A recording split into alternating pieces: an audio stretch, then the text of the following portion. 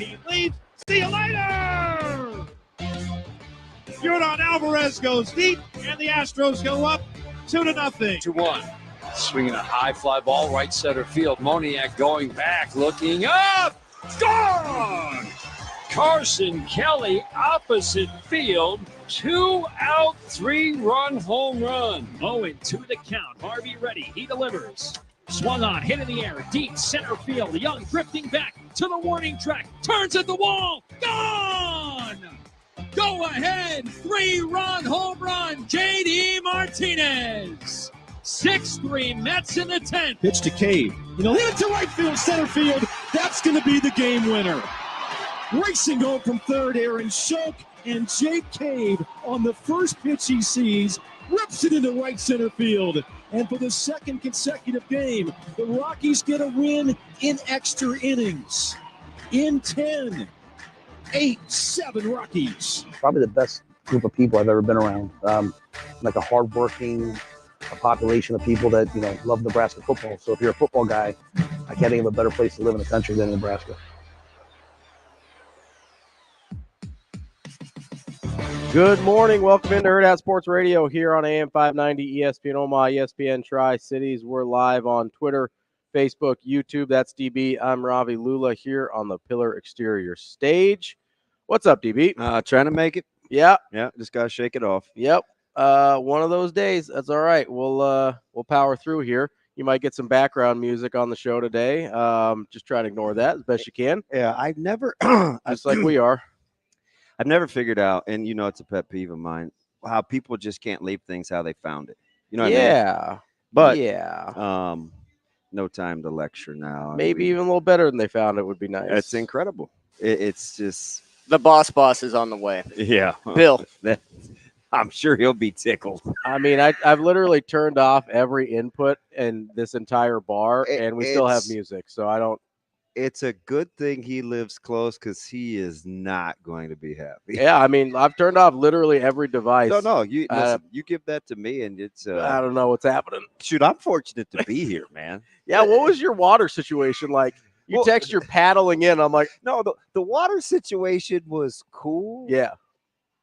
So I've had a couple of episodes. Okay, and it's all self-induced. This isn't anybody's fault. And cue Amazing Daniel lecturing me how to brush my teeth, because I don't know if you remember me telling the story how sometimes when I brush my teeth, I do this weird thing where I kind of want foam and I don't want to really mess up my sink, and sometimes I forget to breathe while I'm brushing my teeth because I'm just trying to. So I've almost, choked myself with my own toothbrush. Don't do that. That's not good. Another time, it's probably about 5 or 6 years ago. I was just kind of bebopping around in the shower, man. I'm singing, of course, and I'm washing out my belly button, and I poke myself too hard. So I drop to a knee because I don't know if this is dumb.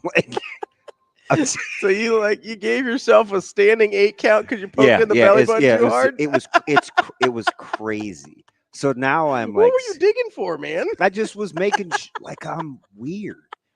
So, and I kind of zoned out. I'll clean out the belly button, but I've never got that. And aggressive. I was like, oh, and so, and it kind of hurt my back.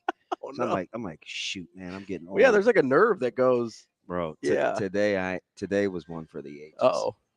So, this whole week, I'm up from 1 to 4. Yeah, you're not. I just can't. It's something is clearly not right. Yeah. Right? So, I'm in there. And I'm showering and I have a routine, so I'm washing my face first. And for whatever the reason, I was watching old Bugs Bunny cartoons, not the new drawings, but the old ones. And so there was one of these episodes, and it's how dry I am, and all of a sudden the water gets turned off, and it's drip. It's a Bugs Bunny episode. So I'm washing my face. It's lathered up, right? And I'm shaking my head, and I'm how dry I am, how dry. I'm just kind of doing that. And apparently, bro, you're not even gonna believe this. Oh no! I got lightheaded. You made yourself dizzy. I guess. Yes. So I'm like, I kind of fall like this is a grown man. Like just on his rear end in the shower, and the water just hit me in the face, and I was like, man, I either need some sustenance. Like I got low. I don't know. I felt like you for a second with like low blood. Yeah. I almost dizzied myself out. Just washing your face is incredible. It had to be the stupidest thing I've done some dumb things, right? But I'm like, what is going on? But I made myself dizzy. Yeah, that's not great. No, it's not. But it's like sometimes I just get like in the zone. Yeah. I totally zoned out and almost knocked myself out. I feel like I would notice I wasn't feeling good before I got to that point. So when you know what? It's not until you stop. Oh, okay. So it was like I went to put my wash rag under the water to rinse it out, and I was like, ooh. Like, oh, we're going down. It is incredible. And like our bathroom is like a mini CVS. So there's adult shampoos, there's like kid shampoos. Yeah, you got there's like the whole two selection of there. each. And it drives me up the wall when people, let's just go with people, put them along the part where you have to step out. Like there's two shelves, like put it on the back, like get it out of the way of the You're trying to walk in, walk out curtain. Yeah. Nah, man, not in my house. Nah, which is very fitting for what's going on today. It's just like, because I say, hey, let's just put stuff back where we got it. It's cool. Give it the once over. And why waste this poor guy's money? Like, hey, I'm sure this is like is there a bill? Like, do you just let stuff run overnight? I don't know. I would imagine electricity at the very least. Hey, I've only seen him pissed a couple of times. Yeah. How pissed do you think he is right now? I'm guessing he didn't want to be here at 7:00 in the morning. Nah. Maybe. But I'm just shooting more or less pissed than U.S. soccer fans last night. So I hate all the hot takes, though. Are they? Which ones are hot takes? Because a lot of them aren't. So, okay, a couple guys in particular that I follow, and they've come up on this show before. Okay. With like strong takes about other people's strong takes. Okay. And Ravi, I've said, how many years have I said? Now, granted, I'm not gatekeeping because I'm far from, like, there's way bigger soccer guys. Sure. But I definitely understand what you're talking about. I definitely understand the national team. Yeah. We've had these conversations about why isn't American soccer good? Who's the guy that I always get on for being extremely critical of the men's national team? Who is it? Alexi Lawless. Oh, yeah. I've said this for... He's like hyper. Yes. I thought you meant somebody we knew. But yeah, Alexi Lawless is, even when things are going okay, he's hypercritical. He's extremely critical. So it's hard to take him as seriously now when things actually are bad. But what was flooding my timeline? I mean, people that I don't think covered the sport. Yeah. But had tuned in to see Alexi Lawless rant. Yeah. I didn't even watch Alexi Lawless. I was on my own. No, he was correct. Yes. Like he told very few lies. Yeah. But that's who he is. Yeah. Like that's not even his if I wasn't so lazy in terms of being upset with people just retweeting the same, he said much worse. Oh yeah. Much worse than he at any point did last night. And everybody that likes to just bitch and moan or complain about something like, oh, did you hear what Lawless? Yeah, I've listened to Alexi for 20 years. Yeah. He's extremely critical. And I've said this forever. So I didn't get I'm like, this isn't new. No, it's not. I'm like, and that was what I was complaining on Twitter last night as well. But I was surprised to see you jump in the fray. That was one of the things that because I was getting really frustrated with people being like, oh, we got screwed by the refs. Oh, the offsides? Yeah. I mean, it was, I get it. It was clearly offsides. I get it, right? Yeah. It was fractional, like it was offsides, but it was like, okay, you go back, 15 years before VAR, 50-50, whether that's called or not, right? Yeah. So I'm having a hard time with something that, like, yes, I thought it was clear, but I didn't think it was egregious. It's not like he was, 3 steps ahead of the last offender. But like, this isn't VAR's fault. U.S. soccer has been, that's what I got mad about. Okay. Was like, yes, I'm very frustrated with organizationally U.S. men's soccer, but this wasn't, I was getting mad about the fact that people are like, oh, the ref screwed us and blah, blah, blah. And I got mad about Berhalter in the being dismissive. In the last game against Panama, where before he even acknowledges that Weah should have been sent off, that he first was like, yeah, we knew we were going to have to deal with this ref. And I was like, hey, your guy punched somebody in the back of the head. Any ref is sending him off. Everybody's mad at Weah. It's like everybody. I was still surprised at the 2-game suspension. Yes. Yes, he absolutely should have been sent off. But after that, it's like, whatever. Okay. My issue is not just with Berhalter, though. It's organizationally, the people that allowed him to come back. Yeah. Like, what kind of place is it that you can bully out one manager and bring back this other manager because one of your guys likes this guy better? And let's not act like it hasn't been political for. It's been. That's what I mean. Okay. That's what I mean. Like, organizationally, the thing is broken. Okay. Right. I'm with you. So don't just put on Berhalter. Yes, he's bad at his job. I got that. There's a lot of people above him that allow him to be bad at his job twice. And like, are we just gonna act like Alexi wasn't like just talking over Carly? No.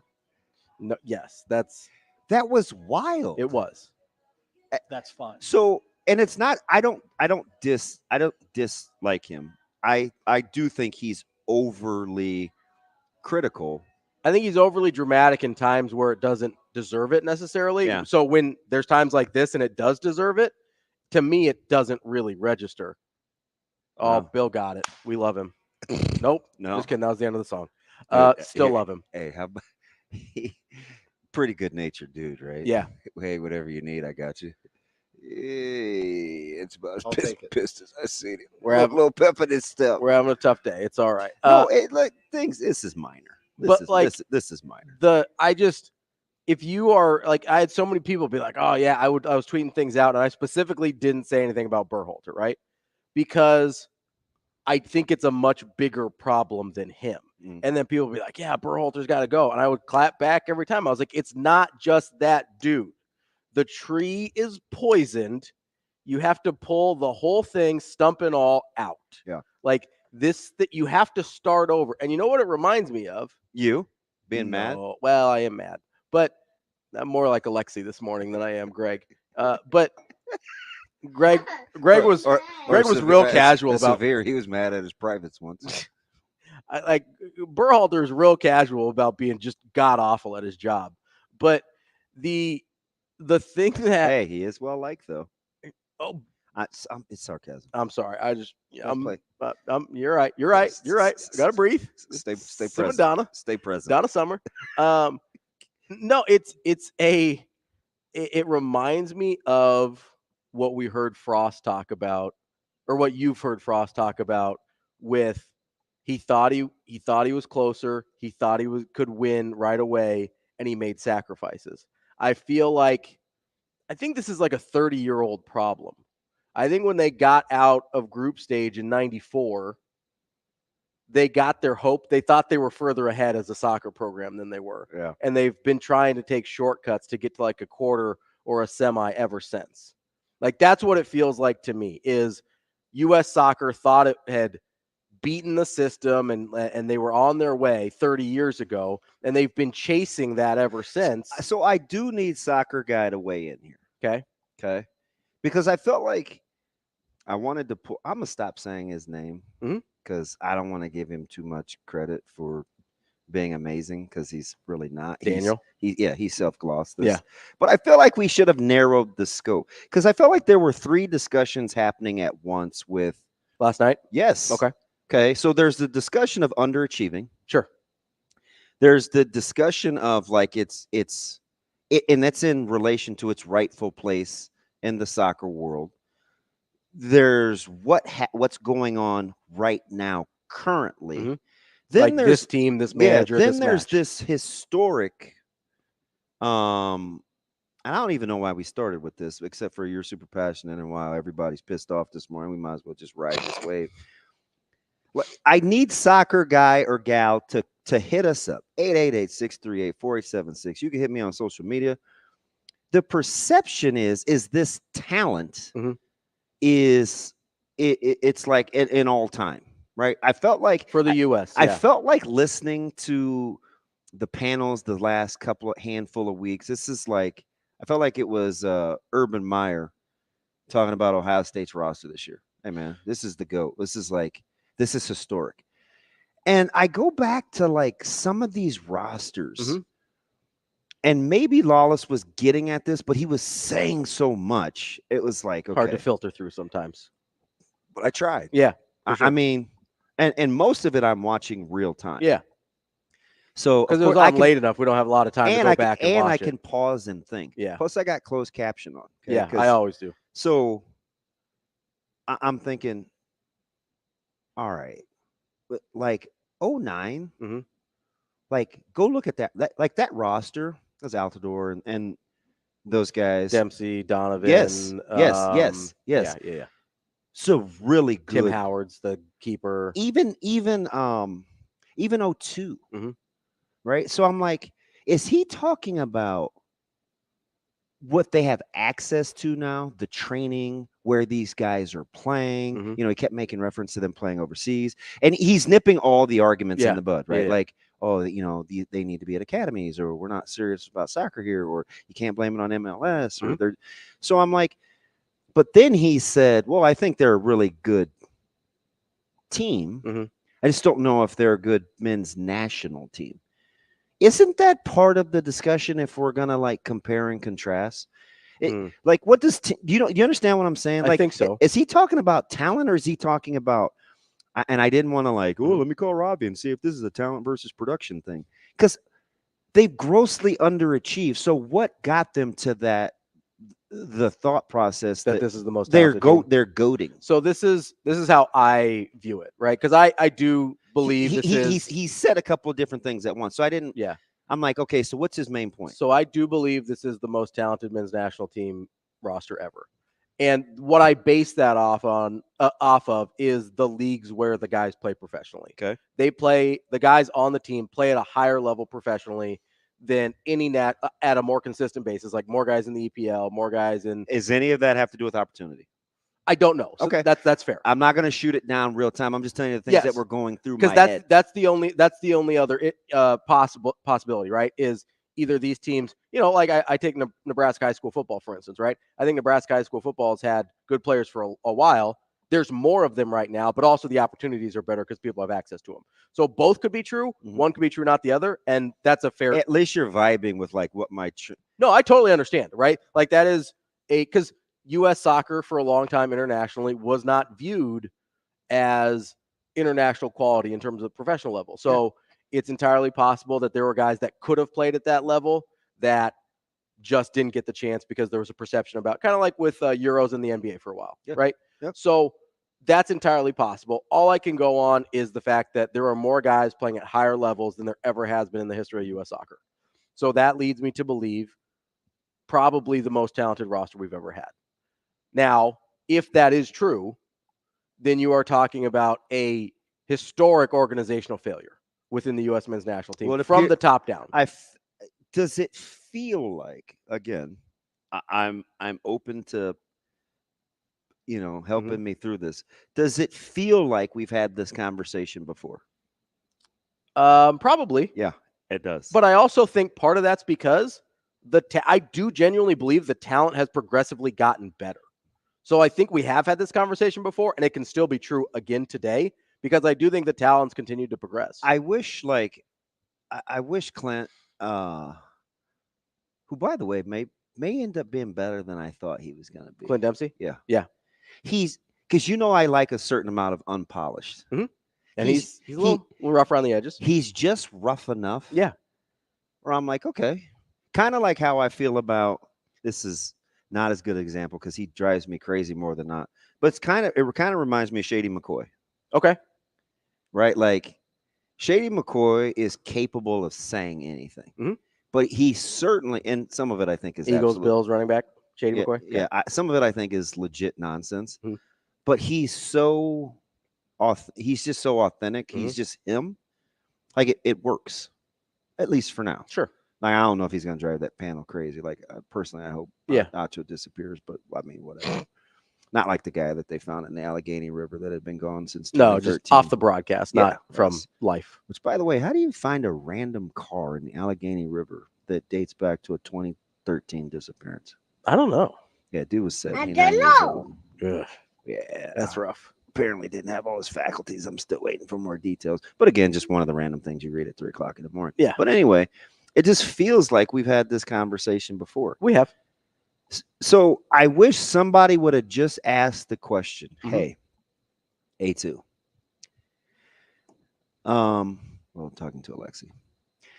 When you say they're a good team, just not a good national team, like, what does that mean? I don't know what that means because I don't think they're a good team.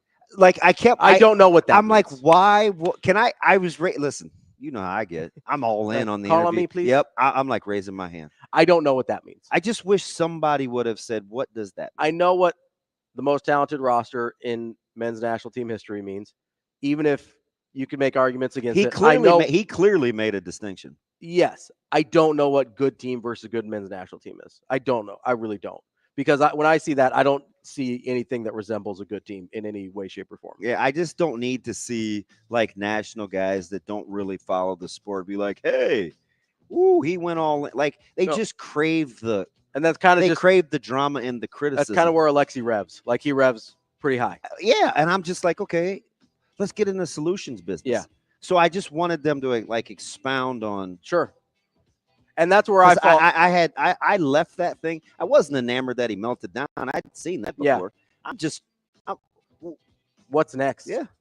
And that's a question I don't have the answer to. Yeah. That's CB. I'm Ravi. We'll be back with more Hurrdat Sports Radio. Shout out to Bill, the GOAT.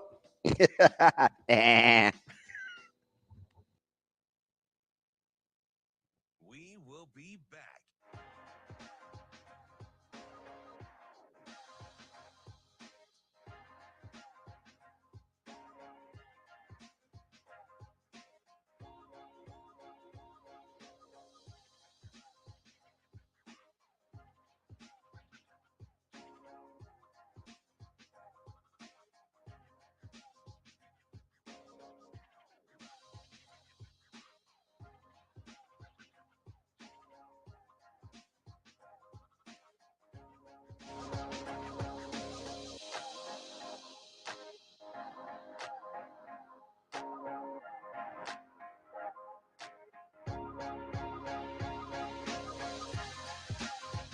We will be back.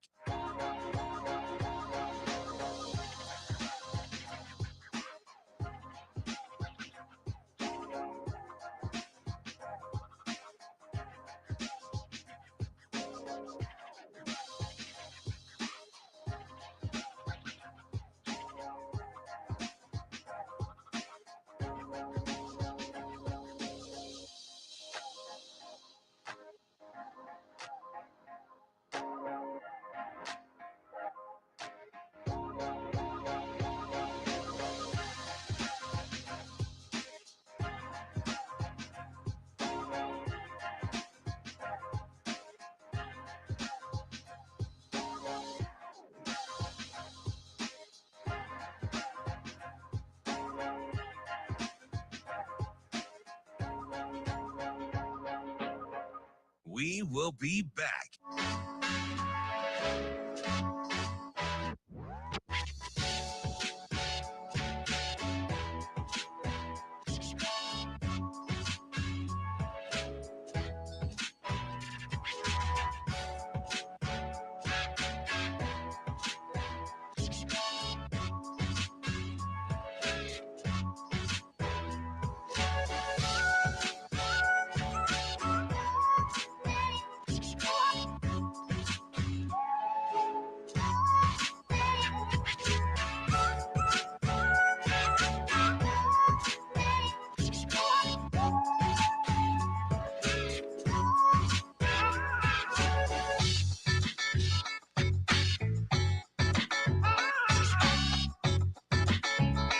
We will be back.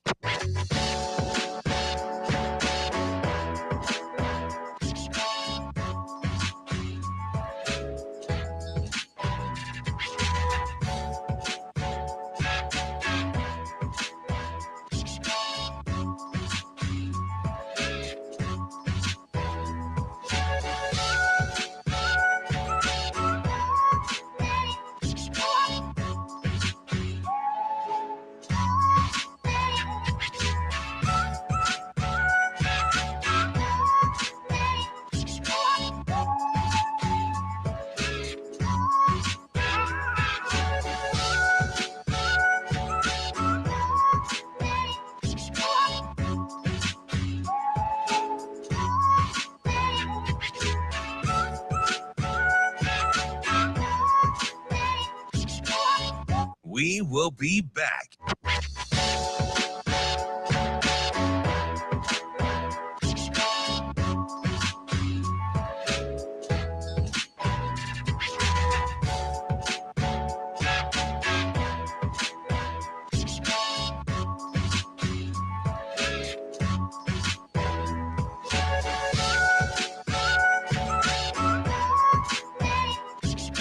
We will be back.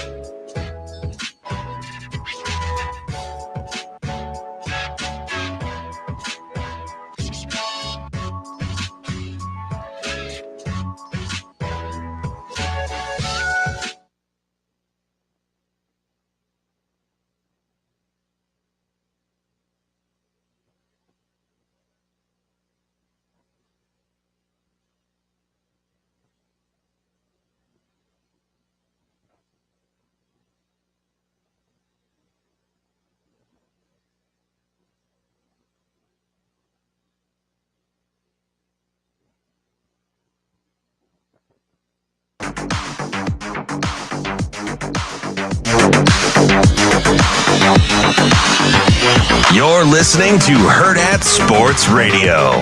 Well, I think the word desperate is not a bad word. I think that's exactly the right word, Joel, because people love their team. Yeah. It's like, being in Texas and being in a one school town, Yeah. I mean, they love that team. And I think the thing is, for me, coming from the Northeast, coming from where all the places I've been, you get there and they've sold the crowd out for so long that maybe you take that for granted. And immediately I didn't want to take that for granted. Immediately I wanted to return a product that people wanted to come see and were proud to see. And you start talking to people all across the state and they're telling you these memories of coming to games with, their grandfather and their uncle. And, these people were working jobs or farming or ranching. And the only time they would make sure they could get off was to come watch those games. Yeah. And you're like, man, there's an unbelievable importance to not just winning, but to doing things in a way that represents people in Nebraska. So if there's some optimism, I think it's that people, they kind of really relate to the way we've done things. They relate to the way that we've practiced. They've related to the way that, we played Minnesota last year. We lost again on a last second play. And I remember a couple of our kids started running right off the field to the locker room. And I was like, no, that's not how we do things. And we went over and shook their hand. We played Colorado. And the Fox people came up to me, or the game people came up to me and said, hey, they're going to storm the field. And I said, no, we're going to go over and shake Coach Sanders' hand. Like, we want to return this program to prominence, but we also have to bring a dignity and respect.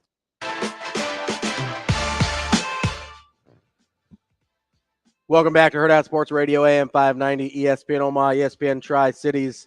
That's DB. I'm Ravi Lulla here on the Pillar Exterior stage.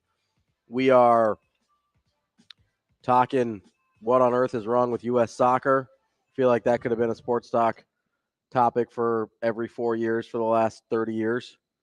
But that's okay. Yeah. I feel like somebody brought Steven, not Steven. And we're sure it's it might be Stefan. There's a dude. I don't really like him because he does say some funny things, but there's this black dude on TikTok. But he's usually always making fun of black people, which, it's neither here nor there for this discussion, but he always pushes his glasses up. And I'm like, I don't think that's ours, Steven. But we did agree that it's Steven and not Stefan. For my guy, the well, actually. Yeah, because I know you're not afraid to mispronounce words. Monticello. Anyway. The entire state of Iowa was mispronouncing that word, not me. Of course. Just like Norfolk. Wow. No, that's Stephen Young. He's my well, actually guy who we actually. Are you sure it's Steven? I am not. We've always said that. It could be Stefan. But the voice you gave him. Oh, this was months ago. Well, actually, what if it was like Stefan, and he has like fava beans in a nice Chianti? The reason I say it's Steven is because it probably is. Literally, the only person I've ever seen in my life who pronounces it Stefan is Steph Curry. The only person. Yeah. So I'm assuming he's not one of the. Yeah, he's not a one-off. And he kicked your boy out of the Temptations this weekend. So well, listen, I want them. I'll get to that in a minute. Like Steppenwolf. Yes, I was gonna say that. My guy. Oh, you have Magic Carpet Ride? I have no idea what that is. Steppenwolf. Let's not overdo it. Okay. I just do that out there. Fair enough. I thought we were just talking about I mean, classic 70s music, rock, but whatever. Yeah, that's not your boy. So Steven does clarify that it is Steven. Okay. My guy. Well, actually, he actually threw a well actually in, which I appreciate. You need his wife to call in and reprimand you But, for your lack of No, me and reparations reparations. today. No, it's repercussions. No, the other Steven, he not my Steve Young guy, because that's my dude. I actually feel like That's funny. You're claiming a dude that slapped your wrist early on, but I'm like that too. There are a couple guys on Twitter that got on me early. Yeah, that I actually end up liking. I like Steven a lot. We found some common ground, and he's still gonna correct me, but it's okay. And I'm gonna yell at him for correcting me when I don't like it, and it's fine. It's probably a little bit of a toxic relationship, but it works for us. Well, do your thing where you say it's just family, but it's really code for excusing toxic behavior. 100%. Me and Steven Young are like family. Mostly because he shares the name of one of my favorite quarterbacks of all time. Oh, shoot. But the other Steven goes, could it be, he's talking about Alexi Lawless comparing a good team versus a good national team. He says, could it be that's a good team, maybe one of the better teams assembled by the U.S., but still not good enough to compete with top international teams? I would say that might be a possibility, but we're not talking about top international teams. We're talking about Panama and Uruguay.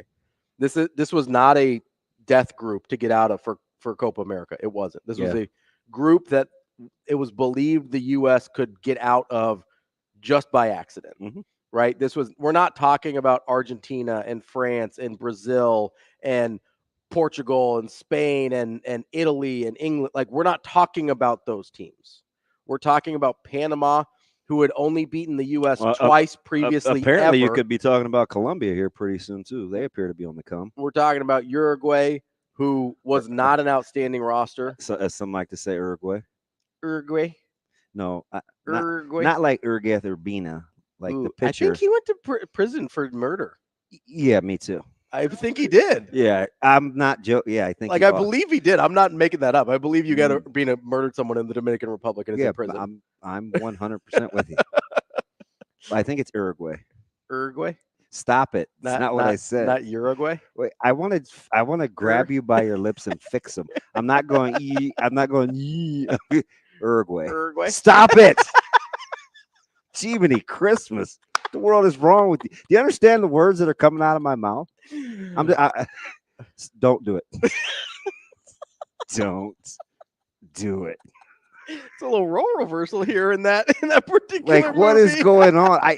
All I can see is me wanting to light Zoe up, asking me if I can curl my tongue, and she does her. I'm like, stop doing that. Stop it. Not gonna. It's not. Uruguay. God. Steven wants to come take a day off and come hang out with us. Oh, he can. Yeah, we're gonna do breakfast again this fall. So come hang out. And here's the cool thing. We'll let you know what days those are when we've got them scheduled. It'll be soon. If I make it that long, I will be a good host. Yeah, I'll be like, hey, what's up? Welcome to our humble abode. Hey, what's up? Hello. Just an open hand slap with away. Arms wide open. Are you excited about my Creed tickets today? No, you're a child. We're buying them in 2.5 hours. Well, 2 hours and 24 minutes. Sometimes I wish I with arms wide open. I wish I'd have knocked myself out when I fell in the shower. That'd have been good. So I was just probably like, God, what are you paddling for? This is water. I'm like. The amazing Daniel says, how do you pronounce Stanley Jean Baptiste? I pronounce it like that. Listen, don't encourage him. Stanley Jean Baptiste. You put a quarter in that dude. Croissant. Okay. Shane. What? Speaking of that guy, we're gonna have Schaefer on at 9:00 in the morning. Yeah, Schaefer made Mike J. Schaefer, Husker 24/7. This dude made some breakfast quesadillas that he sent me. Ooh, I've never had a breakfast quesadilla. That sounds good. I'm like, look, bro. Put like bacon and sausage in there and a little egg. I told him, I said, all these pictures you sent. He is I don't know about his seasoning game. Mm-hmm. I'm not going to stereotype or make any generalizations. He may be nice, but the food. The odds are against him, but he might be.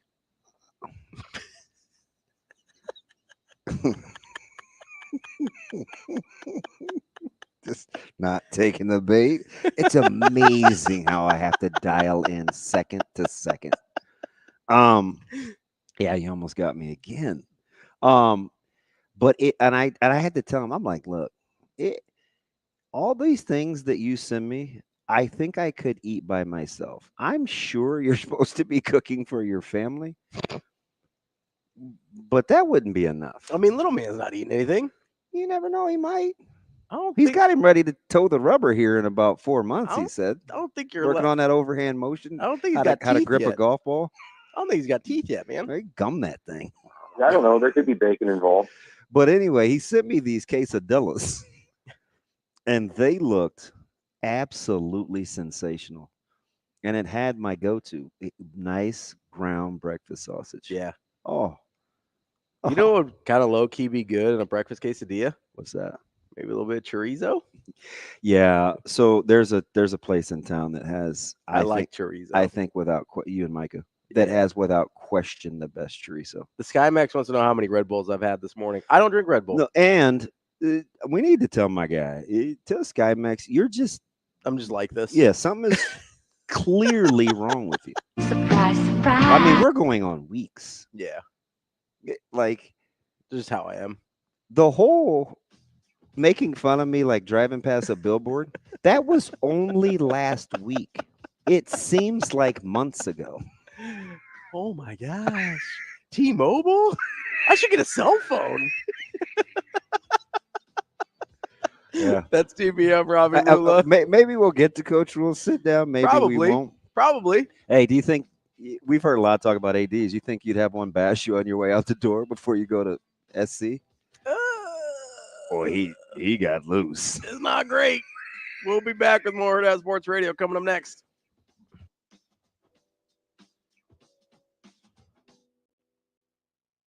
We will be back.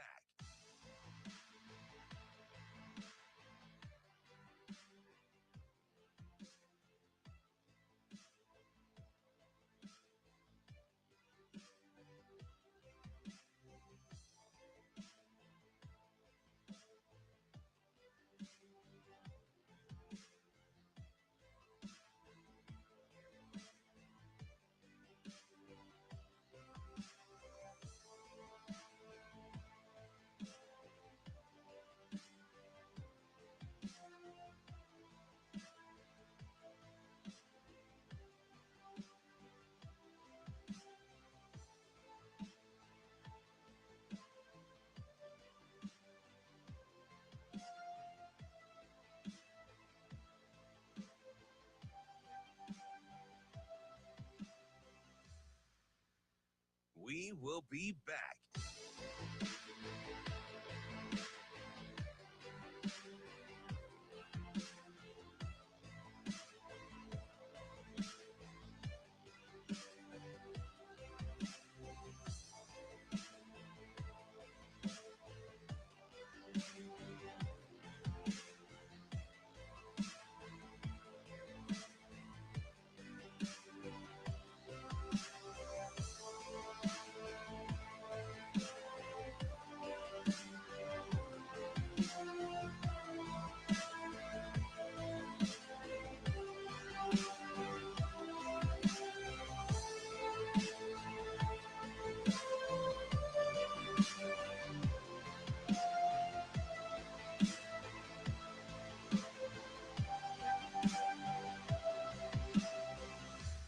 We will be back.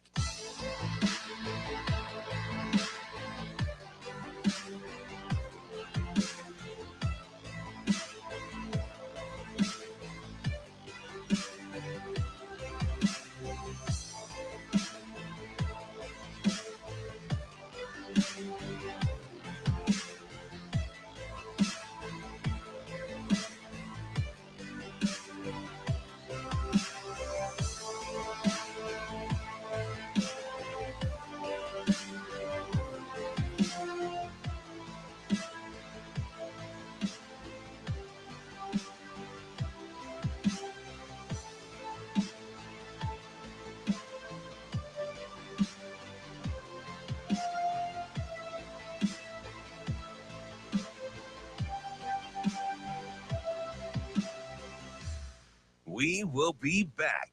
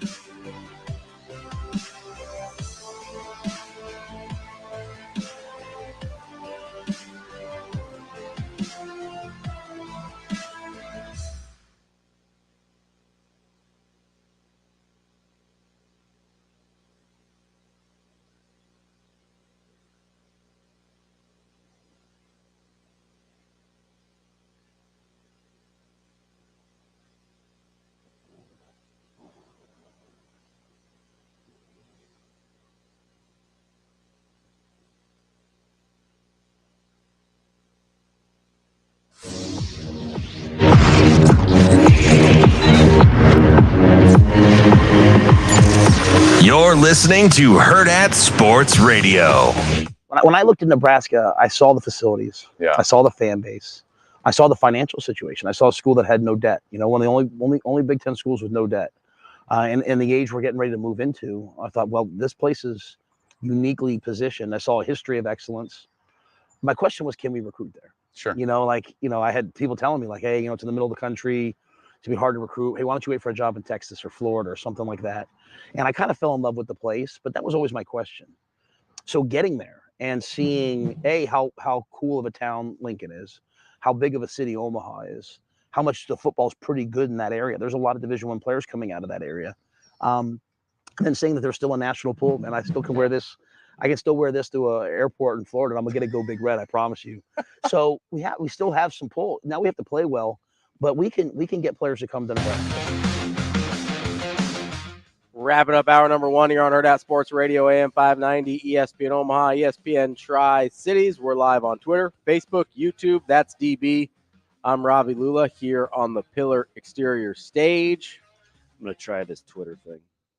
I'm new to it. Yeah? And I put it down before I even sent it out. On the internet's there? Yeah. You got it? Number one, I can't read because the font's too small. I can't read. That's for me to say. Oh. Sometimes I want to borrow your glasses, but those aren't readers. Those are these are just regular prescription. Yeah, these are just regular glasses. Yeah. And plus they don't sit right. Like they're crooked on your head. So I don't really want to. Well, that's all right. Did you break them? I don't know. They look all right.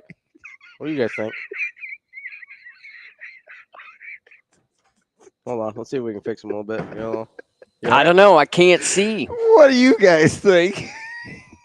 We're trying to fix them a little bit here. Okay. I used to work at a lens crafter, so should be able to manage this. I made eyeglasses for a while, DB. Like crush the sand the whole nine?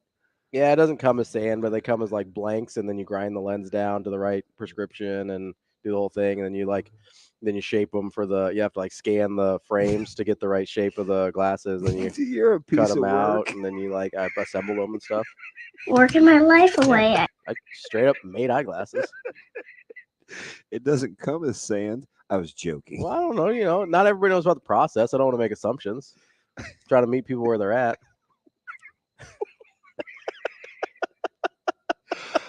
Oh, goodness. Yep.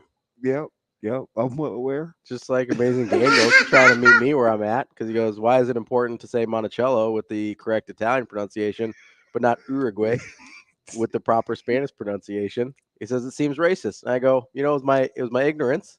I didn't know it was supposed to be Uruguay. See, I turned away that time, so you didn't have to look at it. And I was saying Uruguay, which was incorrect. And I'm trying to work on my pronunciation, but DB doesn't like how my face looks when I do it. Oh, I thought it was I turned away. So I'm working on it. I'm working on it. How do you say it?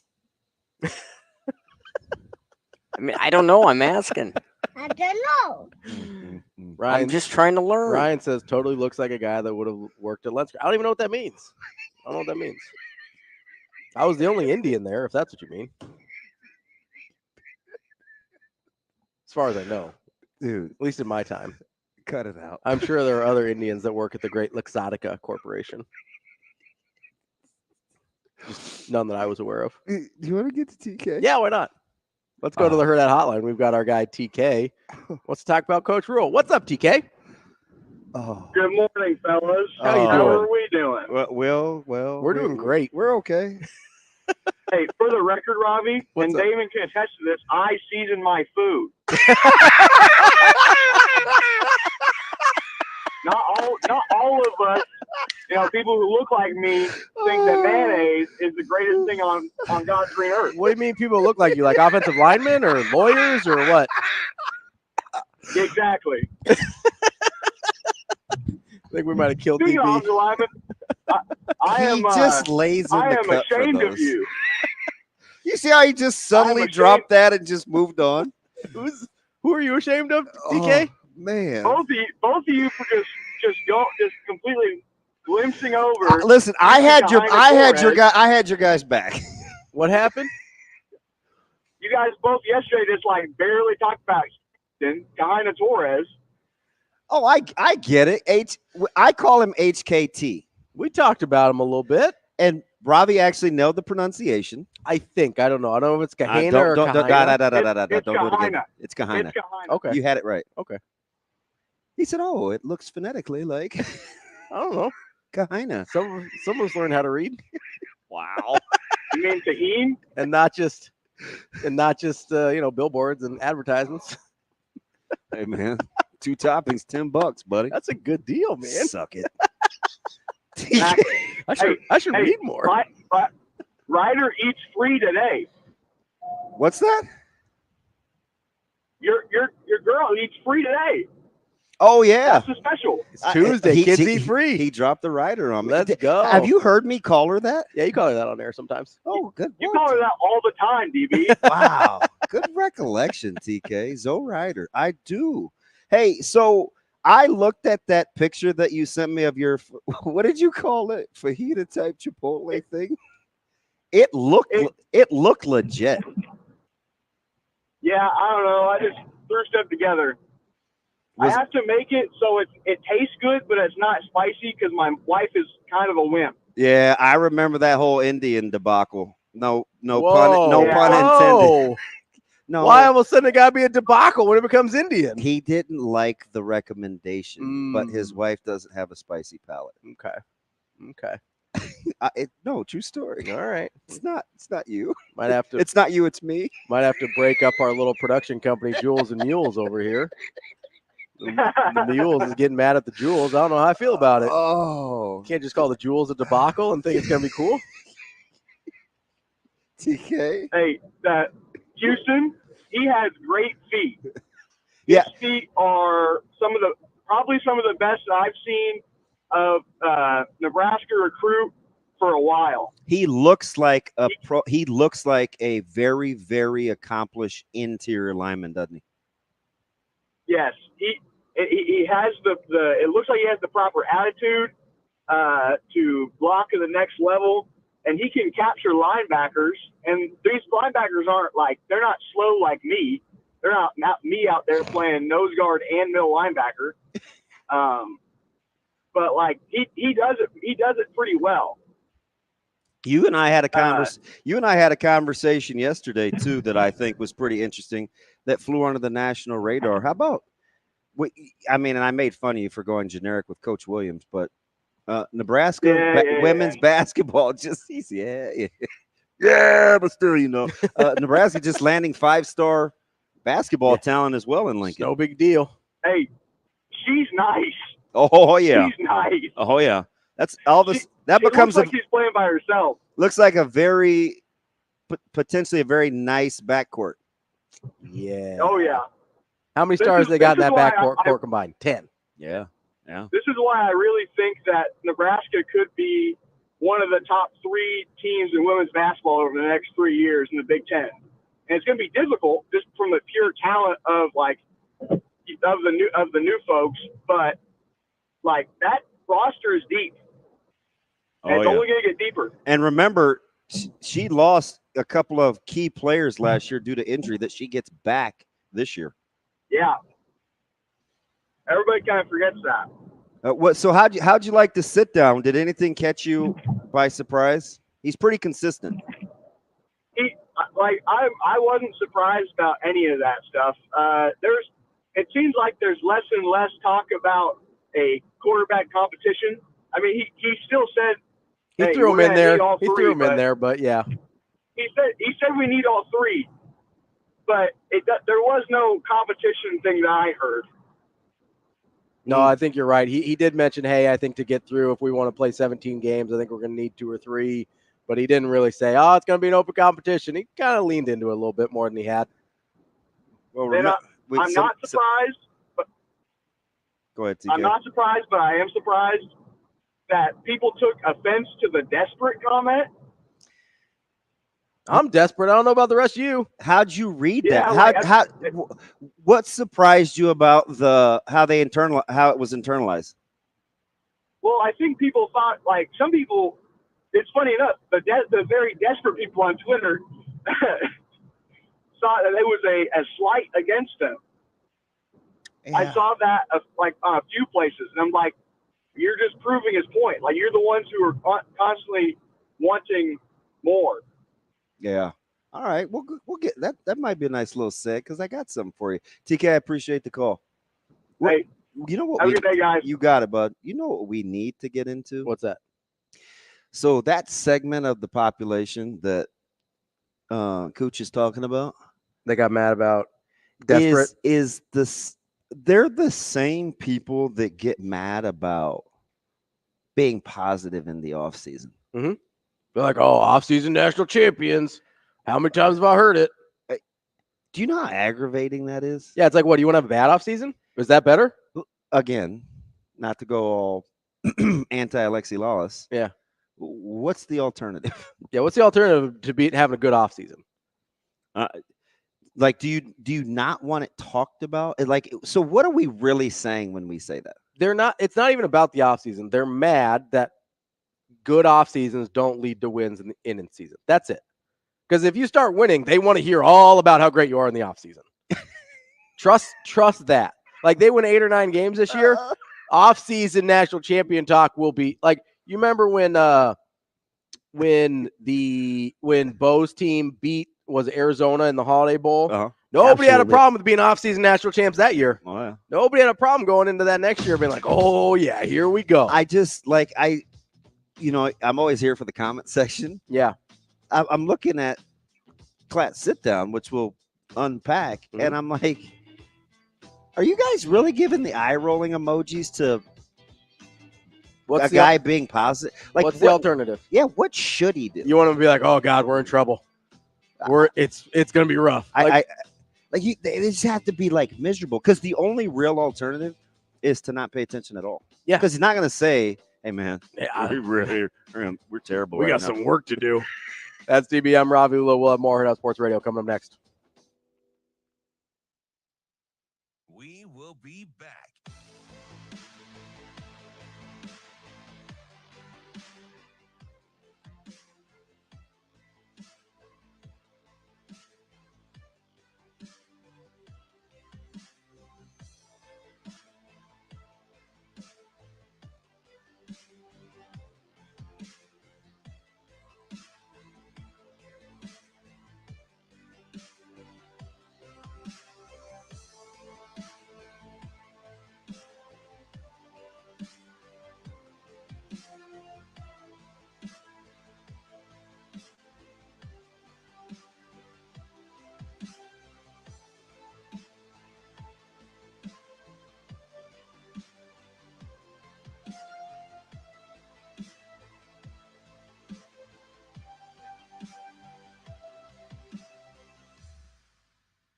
We will be back.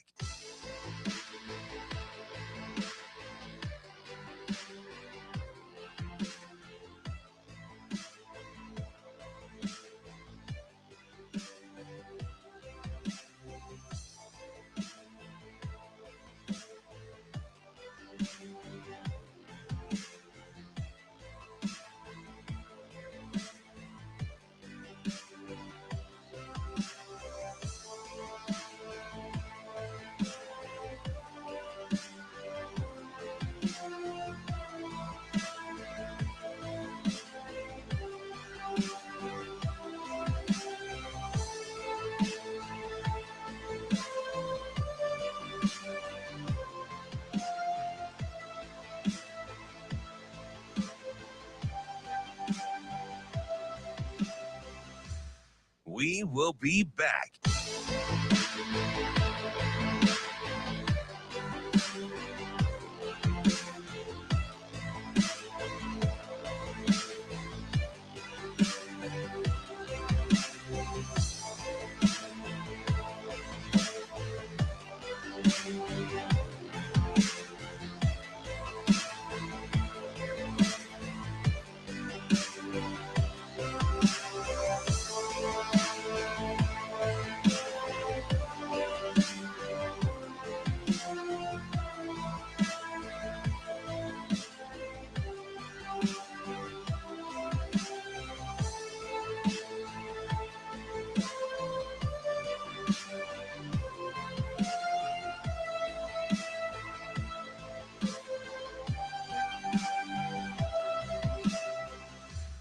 We will be back.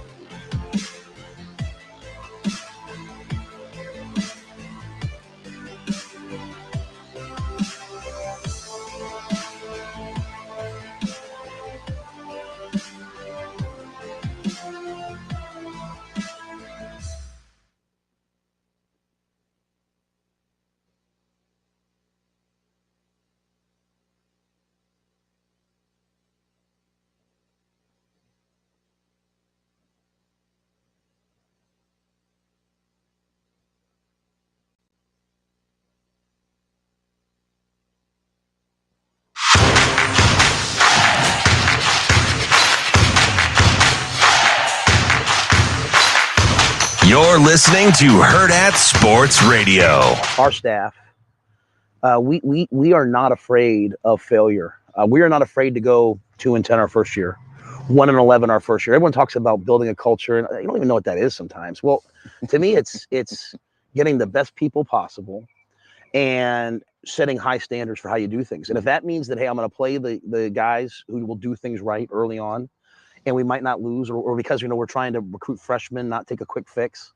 We're willing to go through that. Our bad year here was 5-7 instead of 2-10, which was much better than 2-10. Thank goodness. Well, but I think once the players realize, like, hey, these guys are for real, man. Like, Coach Rule would rather lose than win by doing things the wrong way. Louder for the people in the back. We'd rather lose than do things the wrong way. That's DB. I'm Ravi Lulla here on Hurrdat Sports Radio. Prime time. AM 590 ESPN Omaha. I didn't even say it. Live from the Pillar Exterior Studio. ESPN Tri-Cities, Twitter, Facebook, YouTube. You can find us wherever you get your podcasts. If you're like our guy Travis R., who can't listen live anymore. Why? Is Travis working? He got a different job, I think. Dang. That's all right. But he Trouble T Rav. Yeah. That's I don't think it's pronounced that way. It's not. No. I think it's Travis. Not 100% sure. I don't think you should be telling me anything about enunciation or pronunciation. Oh, you mean like Monticello? Or do you mean like Uruguay? You weren't even looking at me when I said it that time. You can't even get mad. Just going to uncurl your mad? What a child. Wow. Make me look mature, and I just turned 15. Woo! Wowzer. By the way, yeah. What does you look like what does my man RP mean? I don't know. If you have an answer for me when somebody says that I look like somebody that would have worked at Lens Crafters, please tell me, because I don't know what that means.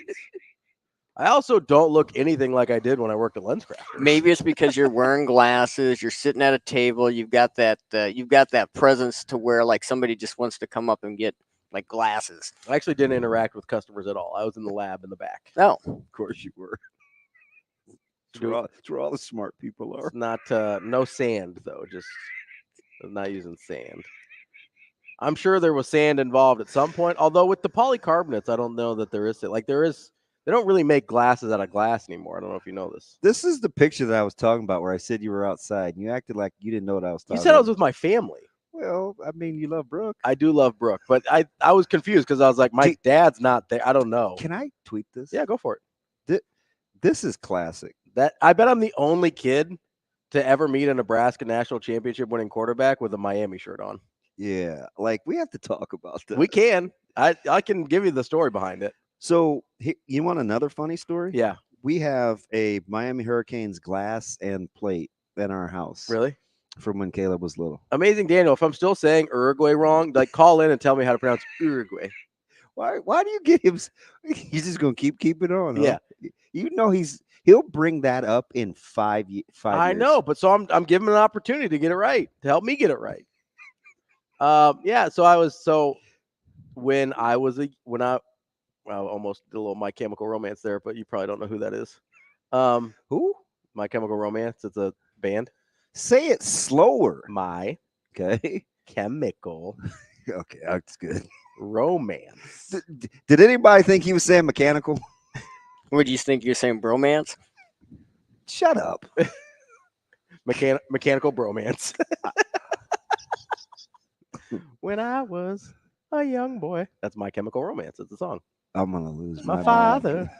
Took me into the city. The what? The city. That should The city. Why'd you say it? Because that's how they sing in the song. I'm trying to emulate, you know. God, I want to. I'm practicing modeled behavior, DB. Is that right?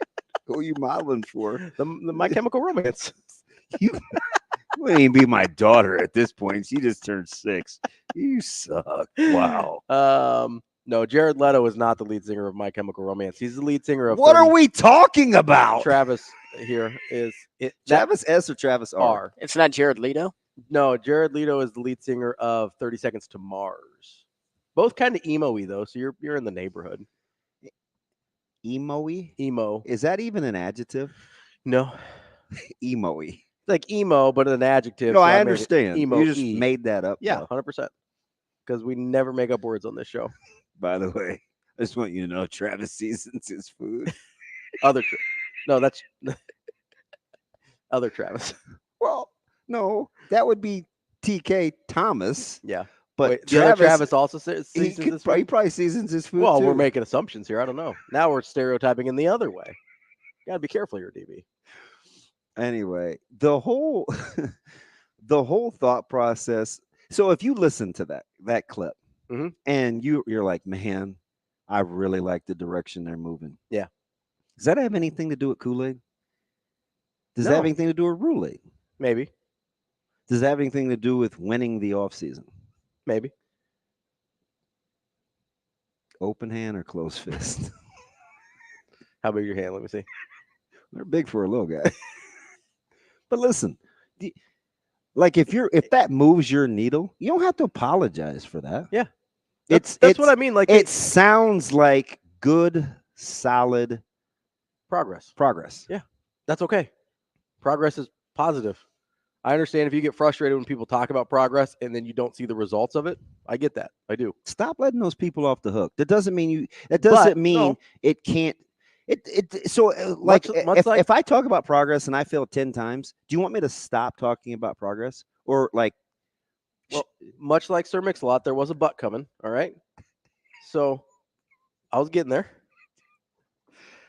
I understand the frustration of people talking about progress or hearing about progress and then not seeing the progress, right? I get that. Mm-hmm.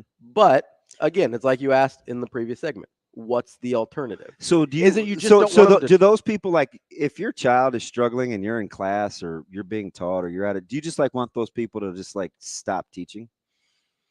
Oh man. Yeah, I don't know. That's his 6th D in a row. Yeah, Give up on him. I'm done. He's done. He's never going to learn how to read. Why does it have to be about reading? Just the first thing that came to my mind. For some reason, it's hard to tell. For the record, I can read. I can't see. Oh, yeah, because you should read more. Maybe if you had glasses, you would read more because you could see better. Absolutely. Should I hit up Lens Crafters? Yeah, I mean, I can't really speak for the quality of product anymore. Is it Lens anymore. Crafter or Lens Crafters? It's a good question. I actually don't know. Can't you just do it right now? I mean, don't you work for? I can't find any of my readers. I mean, I'm like 0 for 3. Shane, it's been a decade. And I don't know if you know this. We're in a restaurant. We are not in a lab that can produce glasses right now. There's fairly large machinery. It's not going to do it by hand. The second time in 2 days you had to point out that we're in a restaurant. I'm told it just takes a little bit of sand. I mean, there's got to be some of that around here, you're right? You're not out there like whittling with a knife, Shane. Like it's a process. It's a process. Trust the process. You know what you have to do before when you build? You have to dig. You got to dig. You have to go in the opposite direction. You got to go the wrong way to go the right way. Absolutely. No, I understand what you're saying, and I agree. I think there's a segment of the population that just doesn't want to hear about it until they see it. And for that segment of the population, I say don't get on social media. Yeah, stay off the internet. Stay off the internet. Don't watch television. Or you can mute accounts. It's incredible. Like you can do. You really have more control over what media you consume now more than ever. So just stop consuming the stuff that makes you mad. Just stop doing it. Shane, can you play the clip? That's not the clip. Stop calling me. Like it's almost like these people don't know I'm at work. Shane, the clip is, did you send that to the three of us? That is correct. Play clip. The question about building on experience, 09. It's wild. So we have these like really, and it was a blessing for us. 3 of our best players, Ben Scott, Bryce Benhart, Isaac Gifford, all decided to come back, forgo the NFL. Ty Robinson, fully 4 guys that had draftable grades decided to not go to the NFL. I told some of them, like, you should go to the NFL, bro. What are you doing? And they're like, no, I want to come back. And so I have this elite experience that's really talented and also a bunch of really good young players that are watching them. So that's why I think we can win this year, because of that experience. And then those young players are going to be experienced the following years. And that kind of is how, to me, you build something that eventually could hopefully make that jump to be in the college football playoff conversation. Okay. Was that thought process based on any facts? The correct answer is yes. Yes. Yeah. Okay. Returning experience coming back. I was just trying to make sure you weren't trying to trick me, but yes. No, sometimes you're trying to like trap me, and I don't like being trapped. I wiggle out, so I got to give it a second. Old Tupac song. They got me trapped. Oh, I thought wiggle out. I think that's off the Brenda's Got a Baby album. I was like, I can't imagine Tupac rapping wiggle. That doesn't sound like him. Trap game. Yeah, trap game, Shane. Wiggle. Stop. Wiggle. So he can say that. Yeah. And lay out a plan and be optimistic. And it's like, oh, I could see that. That makes sense. Yep. Right? Like playing 4 guys that have experience. And I say, okay, so now Francois Mewellen and Cam Lennart could now go from, let's say, 18 plays to 25 plays. And then this guy can go from no plays to 10 plays.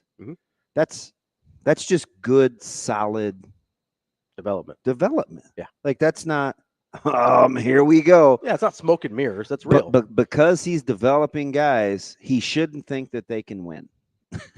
But it doesn't make any sense. Yeah. So why can't, it's not like he said, you know what, I think we could be really, really good. And then all of a sudden you hear like crickets chirp. Well, why do you think that? Oh, I just do. That would be different. Yeah.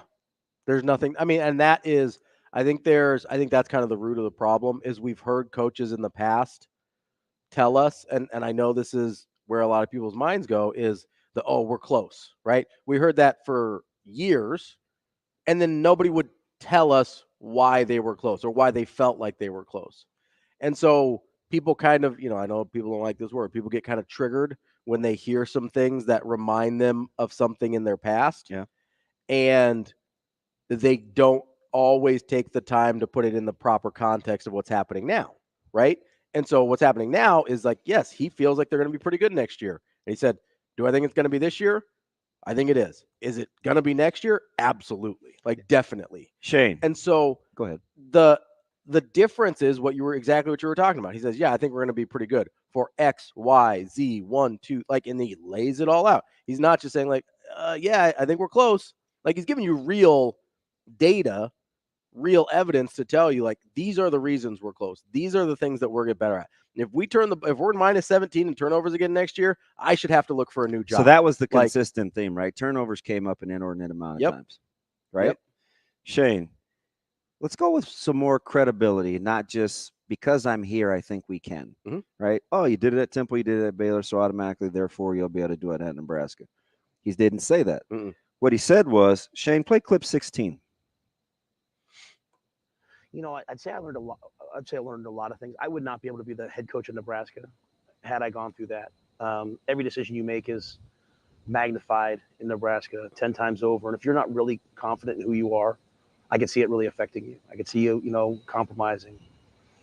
I have such a different relationship with our players now. When I'm able to tell them, because, this generation is so concerned with how people see them.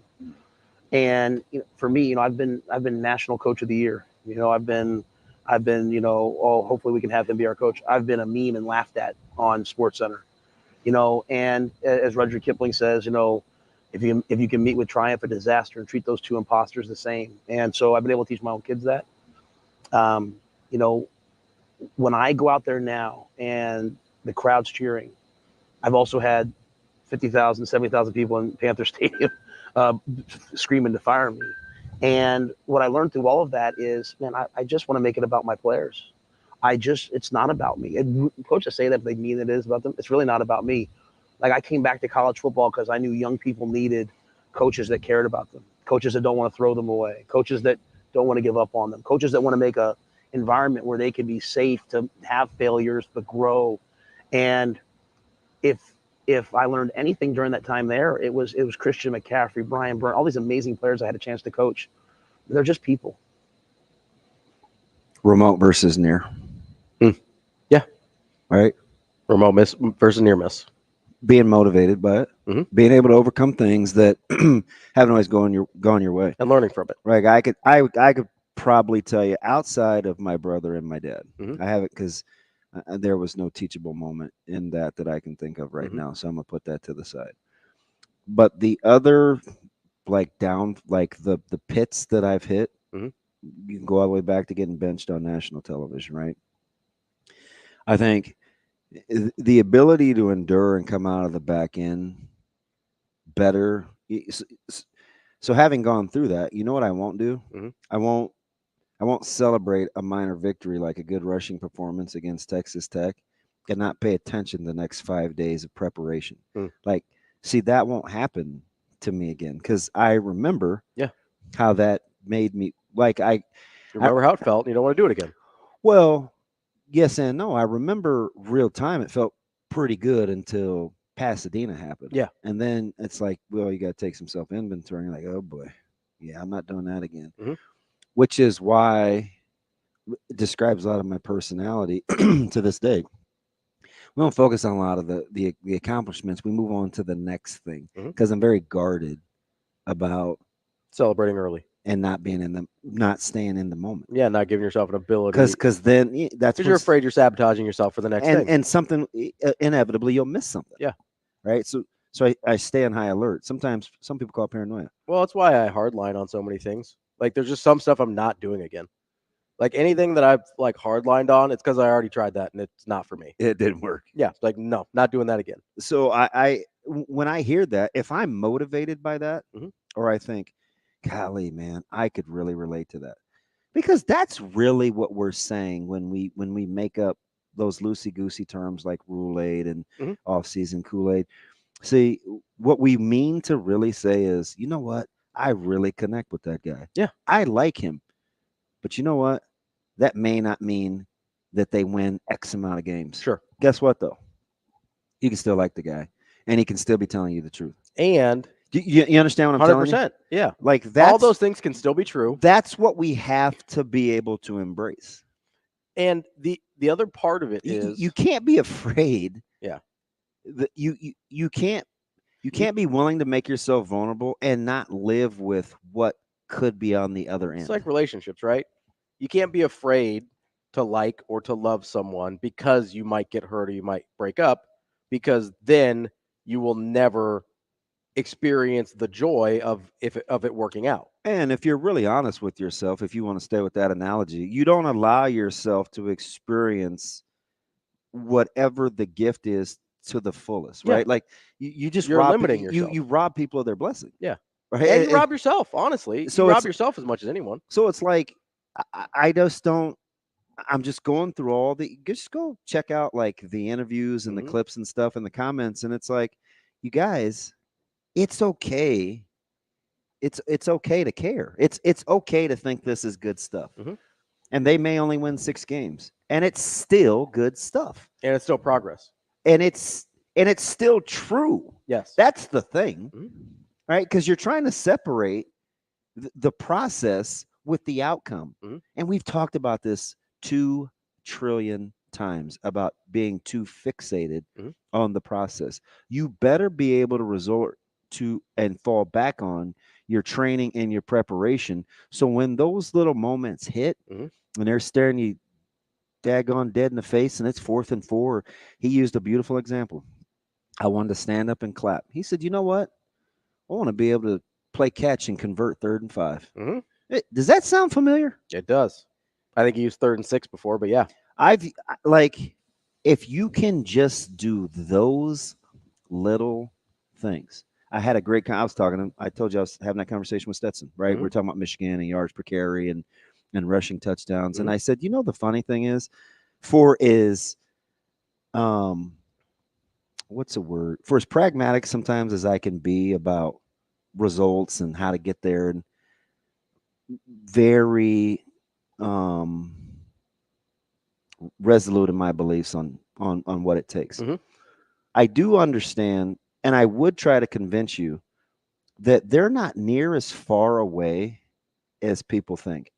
I went to 191 yards a game rushing for Georgia and the 40 touchdowns. In Nebraska, 176 yards per game and only 16 touchdowns. Nebraska, 7 yards rushing more per game than Michigan. 7 yards more, 24 less touchdowns. Like it's not some Herculean monumental journey. Well, you heard Joel Klatt talk about it. He goes, like, you were really on the margins of being a lot better than 5 and 7 last year. Yeah. And I think that's true. Right. And then Rule immediately shifted to, hey, turnovers. Right. Like, yeah. If we're like the 2nd or 3rd time during that conversation. Yeah, right? Like, hey, if we're not minus 17, you're probably right. We probably do win more games. But I also, like, there's a part of me that thinks the team is better off having gone through that. So you're cool, because I kind of know your person. Well, I really know your personality. So I know you're gravitating towards, you don't mind talking about the elephant in the room. Yeah. You don't think turnover, like the constant harping on turnovers has yet to reach a point of diminishing returns. I don't know that it, I mean, I don't want to say never. I don't want to say that it never does. But you have to have the mental resolution to be able to hear it.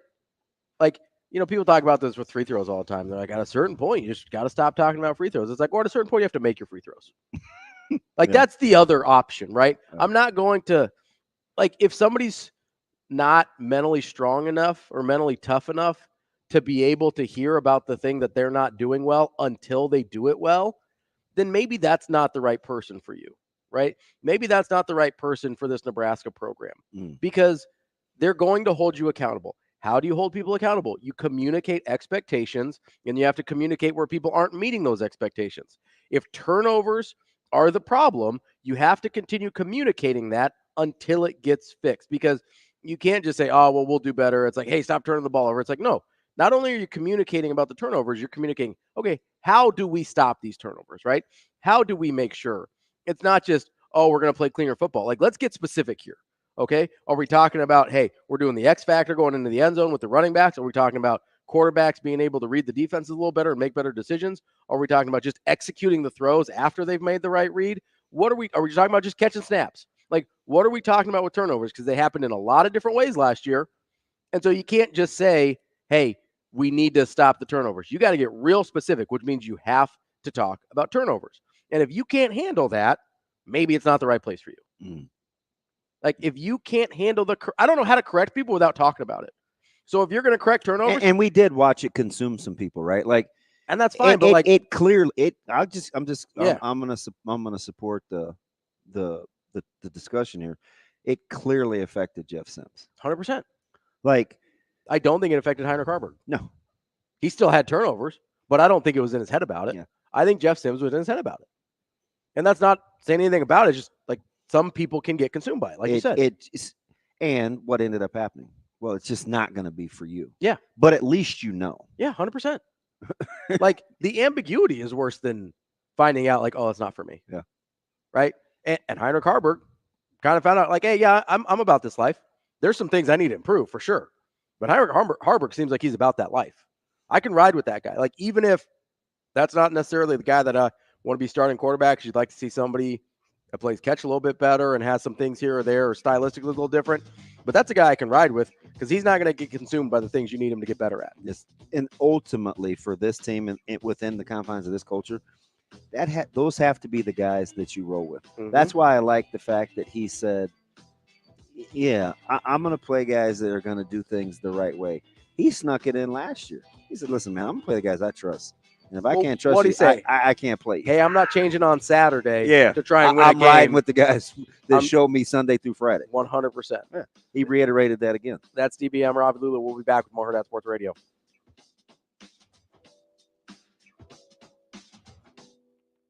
We will be back.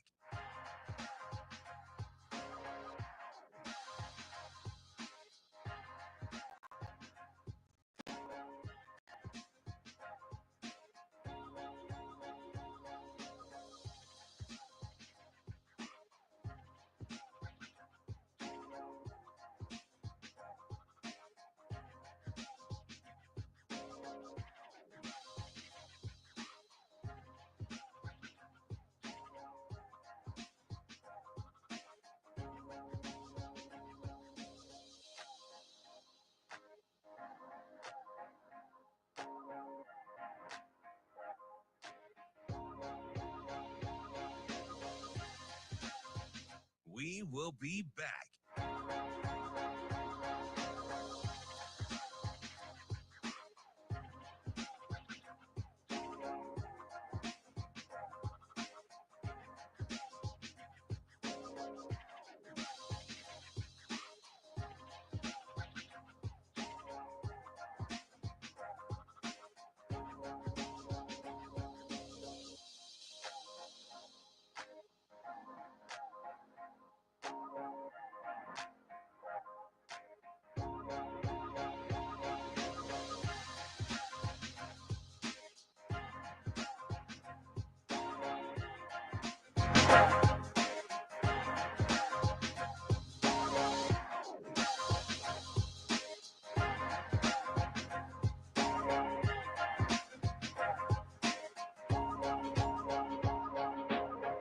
We will be back.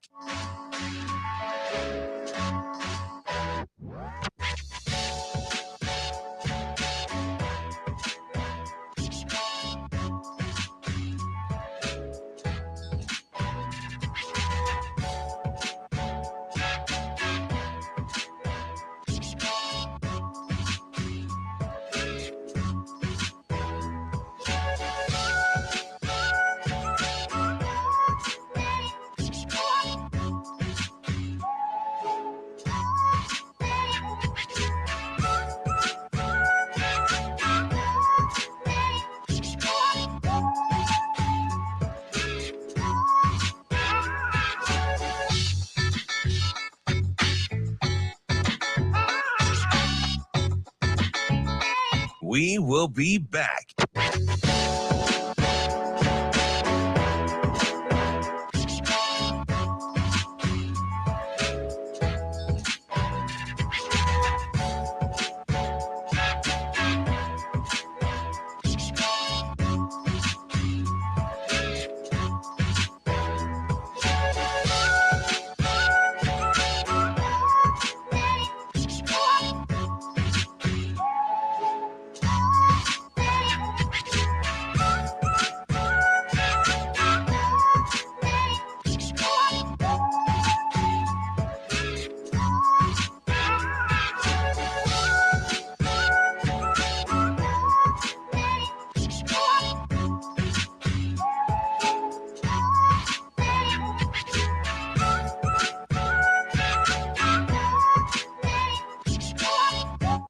will be back.